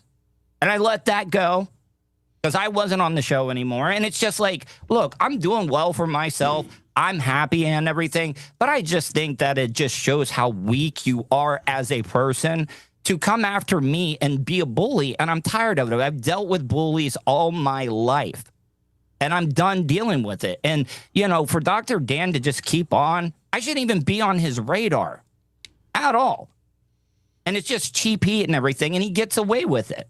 He comes in there, he sucks the maggot tea all day long. And that's exactly what he does. That's all he's good for. Repeating what he watched on Fox News the previous night. Not entertaining at all. He does bring some medical knowledge when we get into medical things. He's good at. You got to pick stories every once in a while just so he can get involved. Besides that, that's all he doesn't offer any of it. This is my craft. I've been doing it all my life. And I'm not scared of you, Dr. Dan. I know you're big. I'm seeing your chest because, like in true Italian fashion, you got to have 4 buttons down. We get it. You got tans. You Botox your face. I'd probably be looking good all the time. Let's talk about teeth. How many packs of cigarettes did you used to, chain smoke every single day? Bet you got some yellow ones back in the back there. What was it about? What was it about? What was it yesterday? Because Tuttle texted me. I'm just tired of it. It's just one thing after another. Can you find the show like real fast and maybe just fast forward as to where he made the teeth? It was just yesterday, right? When we were playing the teeth. Yesterday. Let me could probably find it and tell me where to go and just so I can hear Dan's little slight smart ass comment about Tuttle's teeth. And I think that I stepped in and just said that it used to be when you used to grind your teeth, and I tried to not let it go much further, and tried to stick up for you. I think maybe I piled on, and if I did pile on, to it, Tuttle, I apologize because I didn't. That wasn't my intentions, but I could have. I don't know. I'm gonna have to hear the audio. But I'm saying, look, I'm not saying, but just keep it up, Dan. Just keep it up. It's not a threat. Well, I know. First of all, Tuttle, he's not going to keep it up. So let's not get into the threat or the promise because here's the deal. I'm going to have a conversation with Dan, and I'm going to tell him to stop it. Bubba, you never made a joke about a ceiling. We've talked about it, but not even you or anybody on the show at the time made fun about me, hanging myself from Lummy's ceiling fan. Well, thank God Lummy didn't install it correctly. That's all I got to say. That was the Mexicans before me. I'm just glad that happened because you might not be with us today. So thank God. And I don't say that in a smart ass type way. I know. I'm saying that I'm glad the craftsmanship of hanging that fan was lacking because you had every intention of harming yourself. That was your mindset to the point where, after evaluation, the standard 72-hour hold on Baker acting somebody was not in your cards. You had to stay 5 days, 6 days. Yeah, and by the way, because after evaluating you, they felt as if indeed this wasn't a cry for attention. This wasn't, you genuinely had the ability to hurt yourself. And by the way, I will say this, Dr. Dan was the one that told you that I needed to go in. He is. And that's also but that's also kind of why it sucked to hear him make those jokes after a certain amount of time after I got out. Do you see what I'm saying? I sent you the video. Okay, thank you. Because I want to hear it. And I just want to Tuttle hear it. 223. 223? Yeah. All right, here we go here. Boom. And 223. There you go. Play. Did you throw up, Seth? No. A little bit? I gagged a little bit. It made me gag. Watching him gag made me gag. So go. Is he missing teeth or something? Like, it looks like he's got No, he just got, he knows that he knows. For being. He knew that I have my teeth. He knows. He's just being a dickhead. Jacked up on whatever he was jacked up like on pain pills back in the day. He would grind his teeth at night, and he ground them down to nubs. Oh, that's why he has that deficiency there? He's got nub teeth. Oh, wow. Like his fingernails? Yeah. But he's sober, except for weed, good. and that's great. Oh, yeah. And Tuttle, that may not have been the right response from me. I should have probably said, I don't know necessarily what's wrong with his teeth. But I do know what's wrong with your teeth, so I said it. Yeah. And but it didn't. I didn't bring the topic up. I was only trying to. I was trying to backfill what indeed he was trying to get at. But he again. So for my part, I apologize if I upset you. No, you didn't do anything. I just thought that low hanging fruit, and it's just not just that. It's just an accumulation of everything. Great. Dr. Hello, Dan who's this? He's doing great.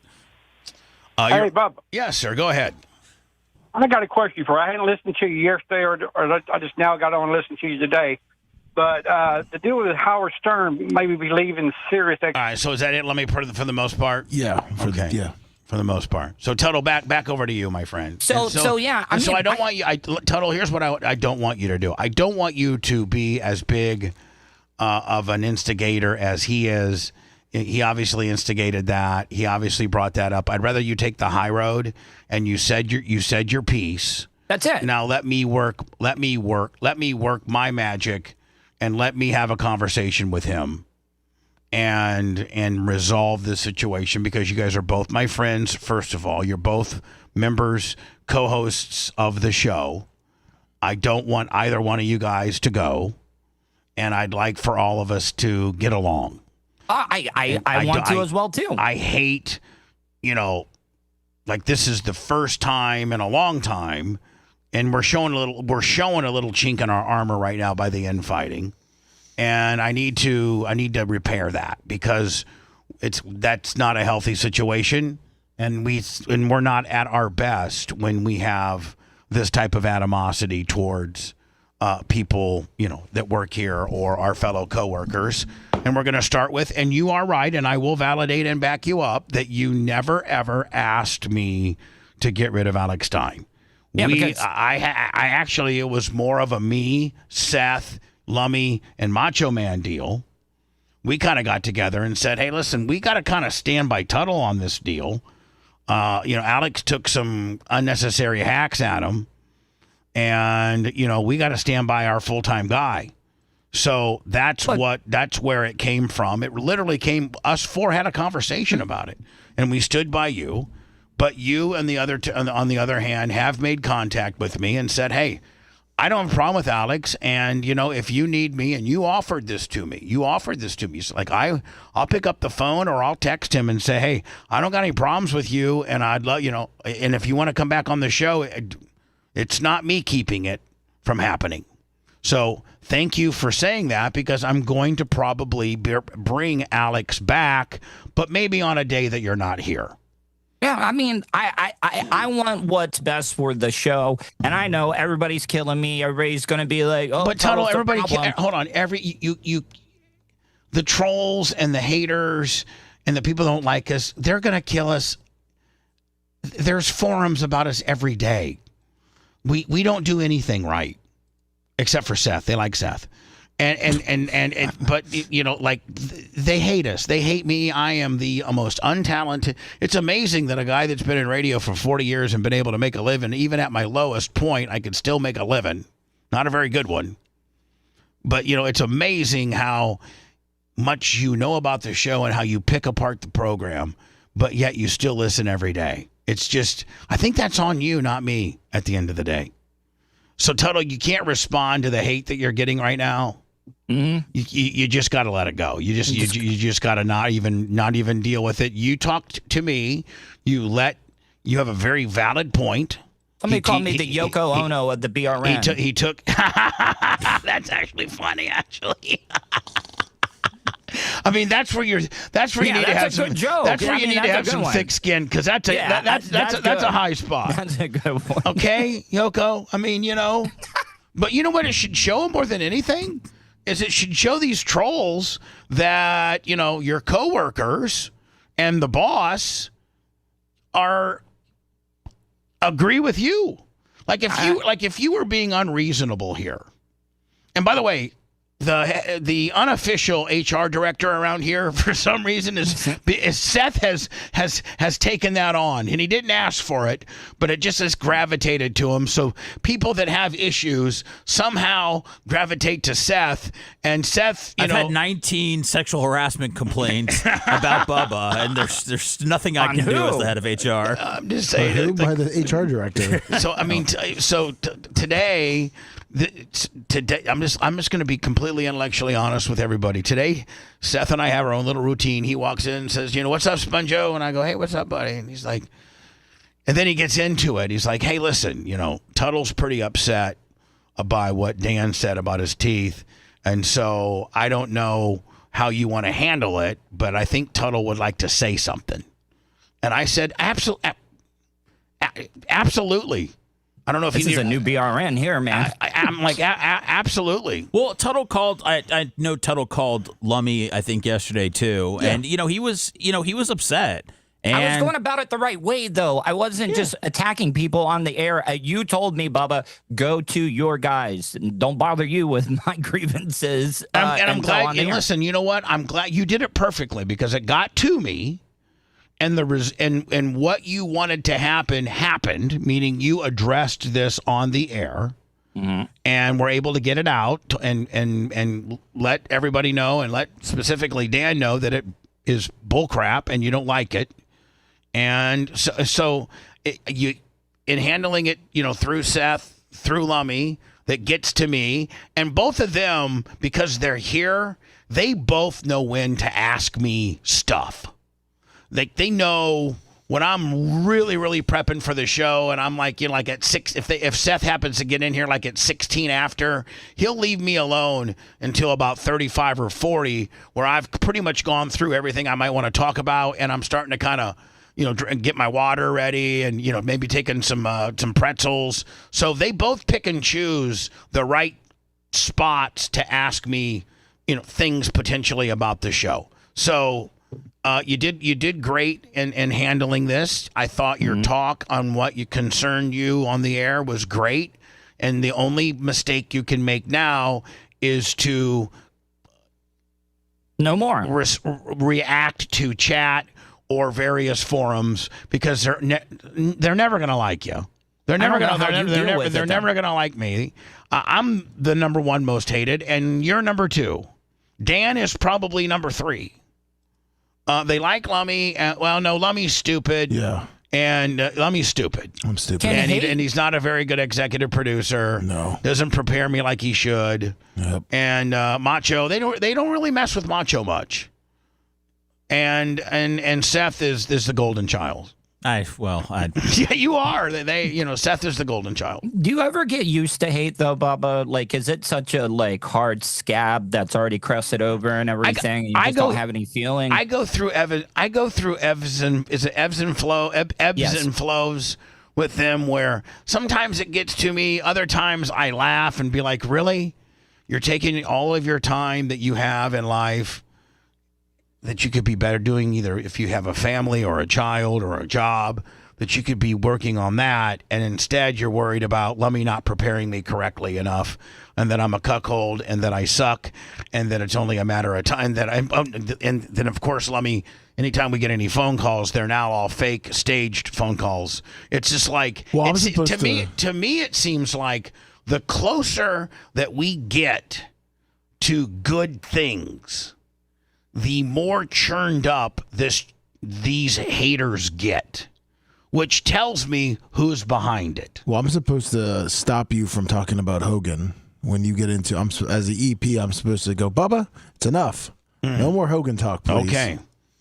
That's what they want. Who do you think? Do you have one particular person that was your biggest hater? Well, probably back in the day, Ludlow. For real? Yeah, and then Randy Hahn.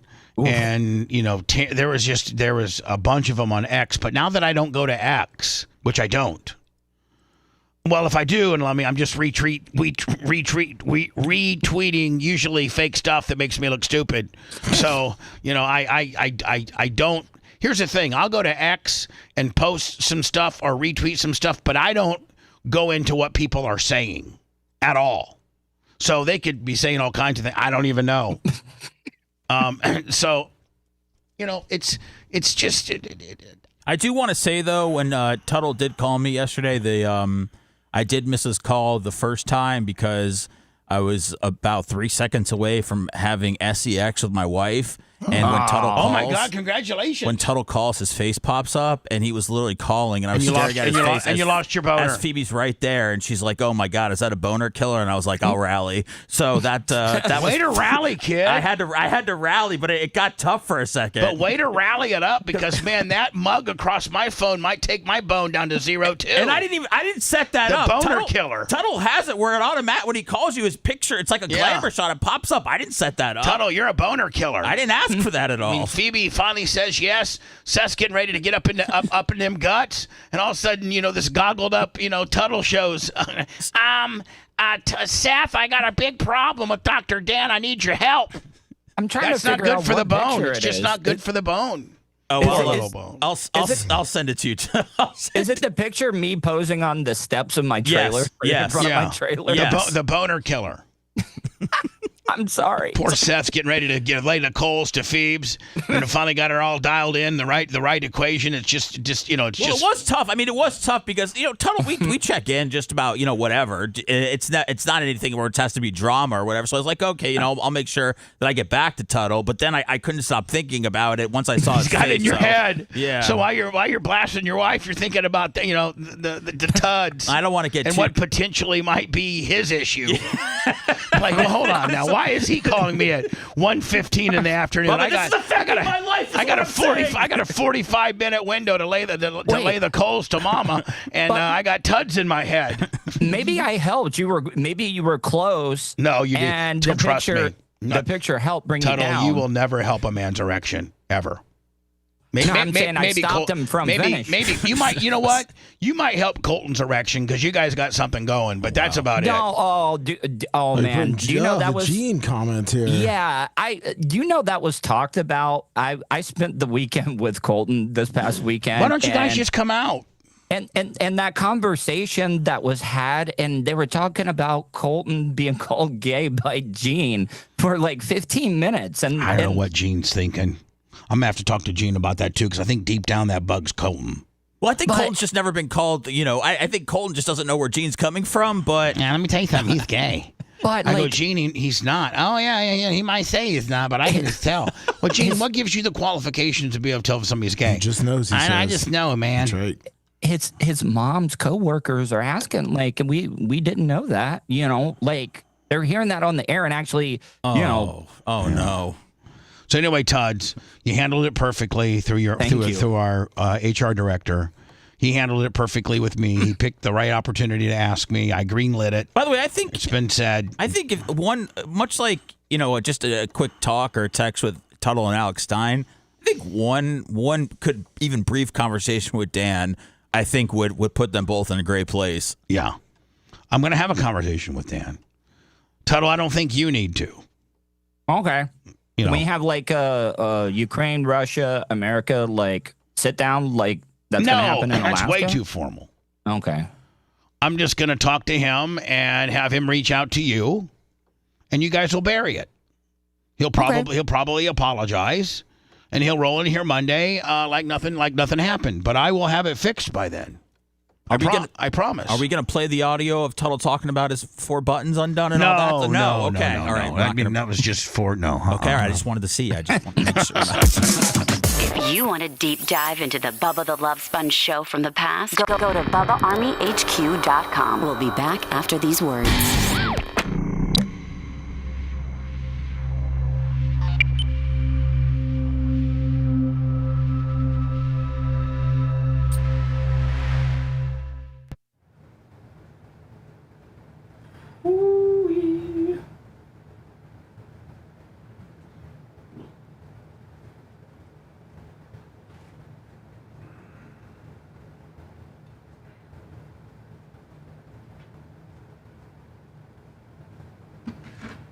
Let me find this picture of Tuttle.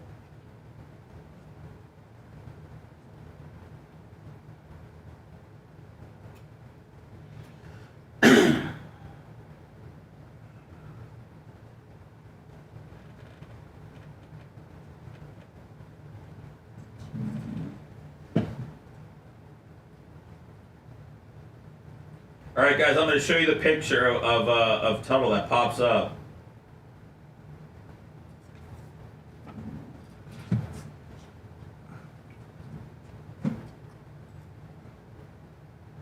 I think it's his. He put it on his. Yeah, no, I didn't send a picture of him. Well, because it's on mine too. Yeah, you sent it somehow. Oh. You get it too? I mean, it's a full screen. Let me see it, bud. Here. Oh! I would put my phone down with face down. I would hope, yeah. Should we show that on the show? I'm coming back, yeah. Okay. Coming back. This was Seth's boner killer. Yes, that's the one. This is Seth's boner. Should I email this to you? What? You just sent a screenshot? I mean, I can just take a screenshot. Yeah, and then I can throw it up on the IM to make it so that it looks better. Yeah, I just sent it. I just sent it, Lummy. I'll just take a screenshot of mine. It's the same thing, right? Yeah, I just was trying to save you from having to take a screenshot. So I have an extra saved photo of. Thank you. What's up, Robbie?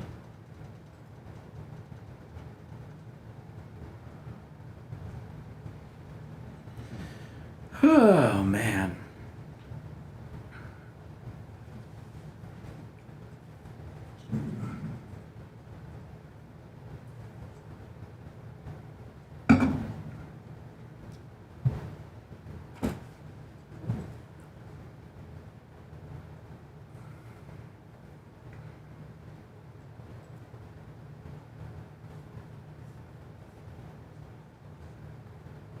Which one? 710.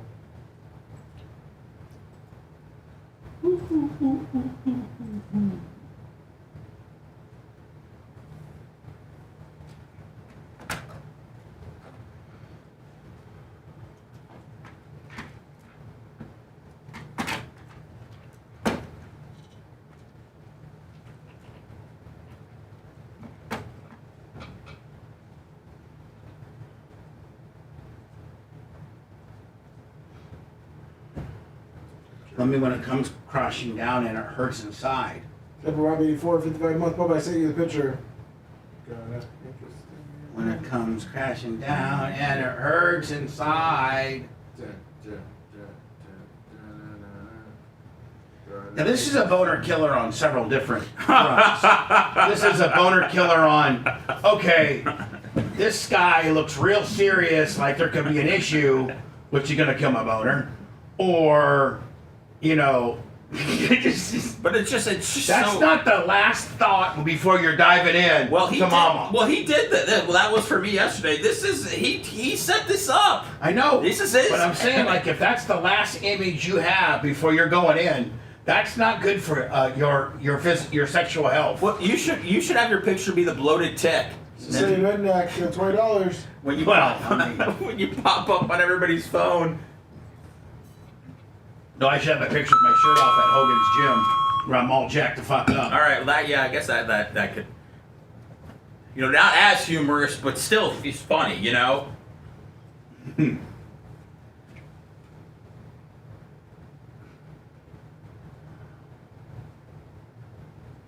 going to Russia on Friday, aka Anchorage.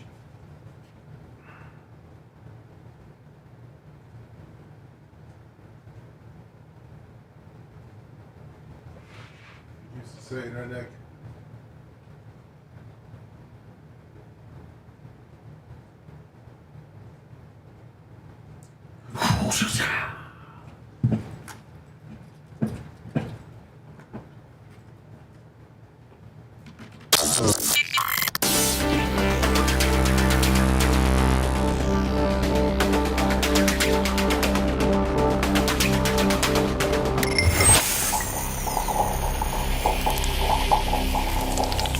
Broadcasting live from the Aquabito Studios. Aquabito.com/Bubba. It's the Bubba the Love Sponge Show. I think this is new money on the PayPal, Venmo, Cash App. Last minute donation would be great. All at the Bubba Army. Gary Selder. I think that's brand new money, Lummy. On the PayPal, $25. Sicilian Redneck, $20. Thank you, Gary. Shadow Panda, $20. Thank you, Shadow Panda. How about Creatine Travis with $200 today? Yeah. Thank you, Creatine. So, as Seth had mentioned, having a child and having a wife that works, having him that works, and in a couple different aspects of this job, the podcasting deal, the co-host and other things, idea guy. The timing when you have a child, the timing of getting mama to kick it out wide before you have to go pick up your kid is a very, very, very, finite, deal. Like it's just everything has to be just right. She has to be in the mood. Kid's got to be at school. Kush has got to get there on time. He's got to be in the right frame of mind. And so yesterday, he's him and his wife said, okay, here we are. We're gonna break off a piece. And so Kush Money's ready, and whatever that entails of him being ready, he's ready. And all of a sudden, this image pops up on his phone. Jesus Christ! And Seth said he actually had to dig deep down in his sexual prowess to not lose his erection because this was staring right at him. Has it popped up? Can you see it, Tuttle? No, I can't see it. Yeah, I want to see it. I'm just curious of what picture it is. So Kush is boned up, ready for action, and all of a sudden, hopefully, Macho will put this up, and he's not. Is he okay? I don't know if he's maybe not at his desk or. What are you seeing, Lummy? Is he okay back there? Did he fall out? Is he? Lummy, I think in our when we do our news studios, we need to have you to have the ability to broadcast. I gotta get in real quick. Oh, so you do have the ability? You just are being lazy on the deal? No, not at all. With one of your 14 we screens. can't have multiple people at the same time. All right, so he's not. He's obviously not in there. Yes. In backs. He's probably on the cable crossover machine right now. Oh, of course. So anyway, listen. It's very instrumental that I get this image up because you're not going to be able to understand what poor Seth had to go through. How he really had to dig deep down, dig deep. He had to dig deep in order to be able to keep that bone. Because if I was pre-boned for the merge crick, and this came over my screen, I was like, ah. Look, is that a serious Tuttle? Is the picture denoting how serious the phone call could potentially be?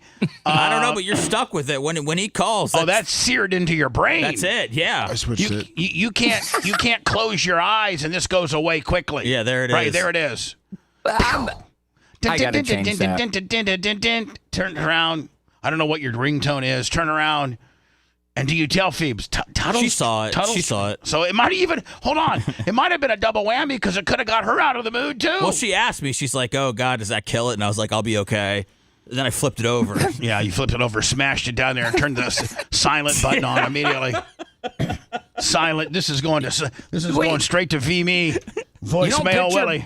You don't put your phone in airplane mode when you're about to get some? I don't even know. I don't even airplane mode. I turn mine off. Hello, who's this? You're on. Great, thanks. I'm sorry, Seth. It's all right, man. Everything worked out, Tuttle. I was able to, pull through and perform. And I was quite able nicely. And I was able to take your call afterwards. Was it a decent session? Was it a nice sesh? Wait, I think I'm going to need to look at that picture every time beforehand. Did you? Oh, so you're saying the sesh was pretty extravagant, and the fact that might have been, as much as we're trying to say it was a boner killer, it might have been a boner enhancer. Oh yeah, Phoebe was calling me Long Dong Silver. It was. I was on. Yeah. Wow. Sorry. Did you at least clean up, or were you called me back nude, laying in bed? Oh, nude. Oh, no. I got myself together, and then I took a dip in the pool, and then I called you. Right. And by the way, what better way to wash off sex than just to jump in the pool? Well, yeah, That's it says to shower before you get in the pool too, which I clearly didn't do. Right, so. exactly. Neither do I. Oh man, my mom's got a pool, and I was like, I'm just jumping in dry. It's kind of like a Mexican shower. Have you ever jumped in the pool after you keep wiping and you can't get clean? No, I don't jump in the pool with ass parameters, but I will jump in the pool after I've ejaculated, and then you'll have like some snail trails that still are coming out your penis, and those don't dissipate into the water. They don't break up. They still look like little seahorses, of sperm. Oh yeah, yeah. Hulk Hogan's autopsy up to the wife, officials say. Hulk Hogan's wife, not his daughter, is the only one that can make the decision on whether the WWE legend gets an autopsy. The District 6 medical examiner of Largo said on Friday that despite Brooke Hogan's wishes for a probe into her father's body, it's ultimately Sky Daly's choice. For now, the official said there's been given no indication Sky is seeking a report. Sky, though, did intimate that Wednesday she could eventually request one, which is what, today?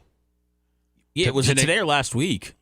I think it was maybe, I don't know. I mean, this article is dated. Yes, sir. This article is dated, on the 8th, yeah. So at the end of the day, we don't really know what's happened. I talked to Brooke yesterday, and there's been no communications. There's been nothing other than Lummy communicating with every potential agency to get that information that we're requesting.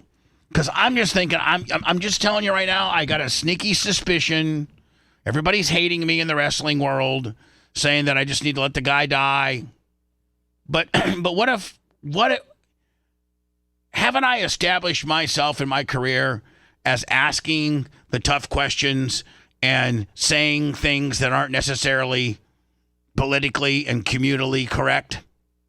In the fact that, like, I've been deemed the people's hammers and things like that. So I just in the series of 3 or 4 different things that transpired, you can't have Eric Bischoff and Jimmy Hart, who were the last people to see him, to say that he actually was doing well, didn't have a machine, was doing breathing therapy every day. His voice was a little off, but that's it. And then less than 24 hours after Jimmy Hart saying that he looks great, he just falls over dead while there's a therapist there. He just falls over dead. And here's the deal. If he fell over dead and you called 911, it took 5 minutes for the medics to get there. Did the therapist do chest compressions and CPR? Did she just let him lay there? Who just got, there's just so many questions that we have that I just don't think a lot of people can digest. Hulk Hogan died at home of a heart attack. Not especially when there was Lummy, we've been told by good sources that there was other than Sky, there was a therapist there. Have we not? Yes, we have been. Why aren't we getting a report from her? Good question. Have you requested the police report? I have requested everything. And what do they keep saying? Listen, I'll tell you this. They're being impossible to work with. Yeah. They are being hard to work with. And they told us we can't have the police officer's body cam of him talking to the therapist, of the therapist giving her opinion as to what happened because it shows a dead body. So now are you saying that Hogan was dead then? Hogan was dead then when the police officer was talking to the therapist, that he was dead then? I saw chest compressions happening outside of the house. I mean, there's just so many. Brooke says that she never heard about leukemia, never heard about kidney dialysis. There's some really fishy stuff going on around here. And is it wrong for me to try to to overturn every possible stone in this scenario to get a clean explanation? Or at least we got the medical examiner's report. That doesn't tell us anything because it says death investigation by Dr. Fitzgerald, which is his primary physician. And that's what they're going with. Now, I'm sorry. I need somebody other than his general physician to tell me how he died. Because if his general physician had made a mistake or prescribed something that he shouldn't have, or knew that Hogan overdosed on an opiate that he probably should not have prescribed, he's not going to write that down in the police report. A toxology report through an independent autopsy pathologist would show us that. What's your guess here? My guess is that I don't know what to say. Somebody killed him. I'm just going to say for real. Oh. I have to go into words so I don't run late. My guess is somebody killed him. Whew. Something killed him. Something or somebody that did something. On purpose? Maybe not necessarily. Okay. But I need something more as a fan, as a journalist, as his former best friend, as a friend of his daughter. I think the family, at least Nick and Brooke, need to know how their father really died. And maybe it is exactly what the primary physician wrote. It's a simple ass heart attack. But I'd like to have one more set of eyes, professional eyes, unbiased eyes, not with ties to Scientology eyes. I'd like to have one more set of eyes look at Hulk Hogan's death and not just cremate him, because as soon as you cremate him, he's done. You can't go back and analyze the ashes. Secondly, we've seen on several times where they say he wants to be buried by his dad. Yes. There's only one human being, and I will take Nick, and I'll take Sky, and I'll take Brooke. We'll all get jet skis, and I can take you right to the point of where Pete was buried. Because the only two people in the world that know where Pete is buried are me and Terry. I know exactly where he was buried.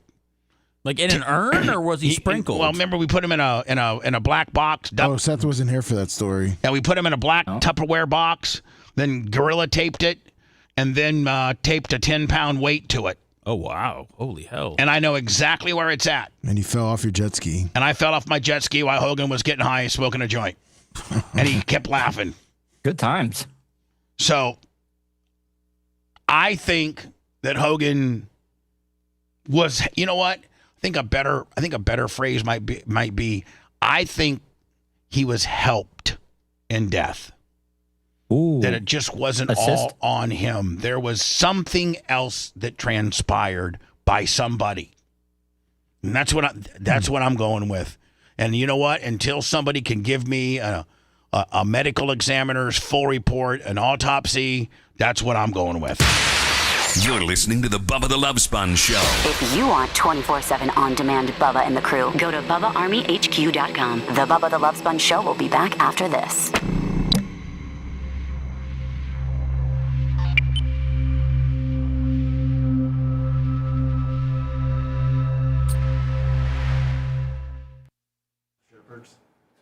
Is that off Shepherd's? Hogan, Lummy, shut the fuck up. Hot Mike. No one's going to look for. We don't want skin divers over by Shiz at Pizzergs. We don't want skin divers by Shiz at Pizzergs. No one's going to look for Mr. Belay's ashes at all. Jesus. Next thing you know, we got guys fucking trying to fucking extort us for Pete's ashes. No, Pete's hidden. I don't think Pete made it through Helena. No. Oh shit. He got washed up. Some kid in Tarpon probably found him. The guy diving for the cross. That's where he's at. Man.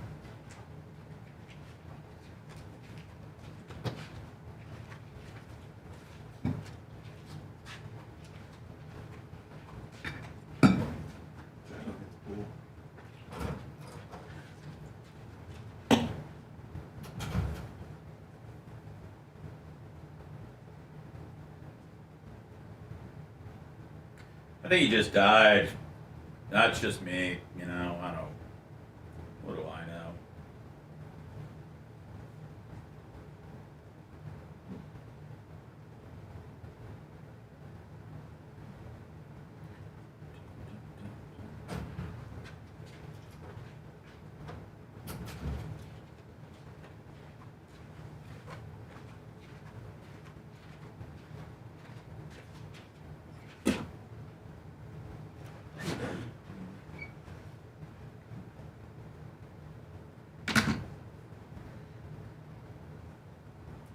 Oh, hand, foot, and mouth disease is back.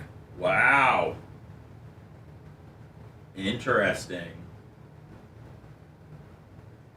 I'll bring that up in the carpool line today.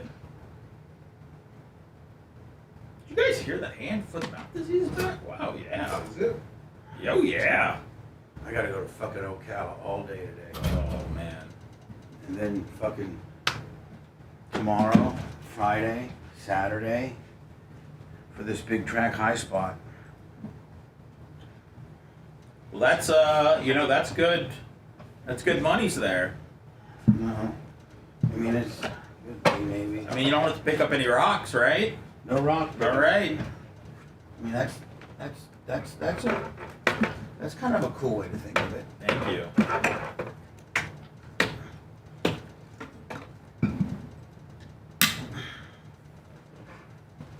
You got to believe. And what? So you want to hear my next high spot? So the Tuesday before the Super Bowl, my guys who own a van company want to promo a $100,000 van to Dion, but Dion has to be in San Francisco on Wednesday to start his Super Bowl obligations with Aflac and all that kind of stuff. So they're gonna come pick me up in their private jet, and then I'm flying to Boulder, picking Dion up, and then we're flying to Vegas and gonna be in this guy's van, the suite that he has, not open to the public, but open to dealers and his best dealers.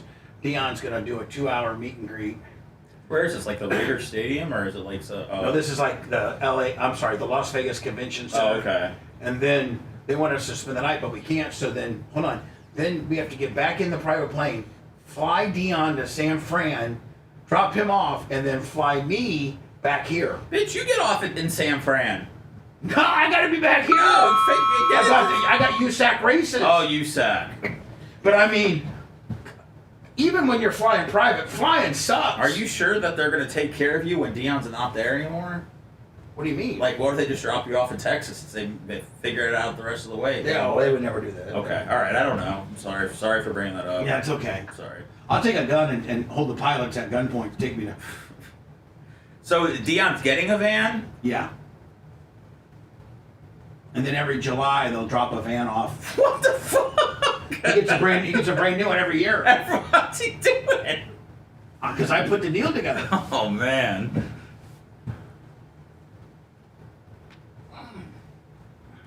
A van every year keeps the doctor away. Let me, I'm out of here. Good luck on your drive.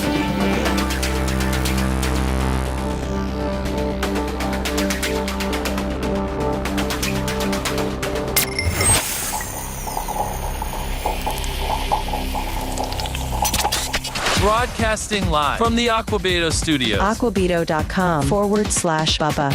It's the Bubba the Love Sponge Show. I hate to, short space you all and say I got to go, but I do. Drive safe.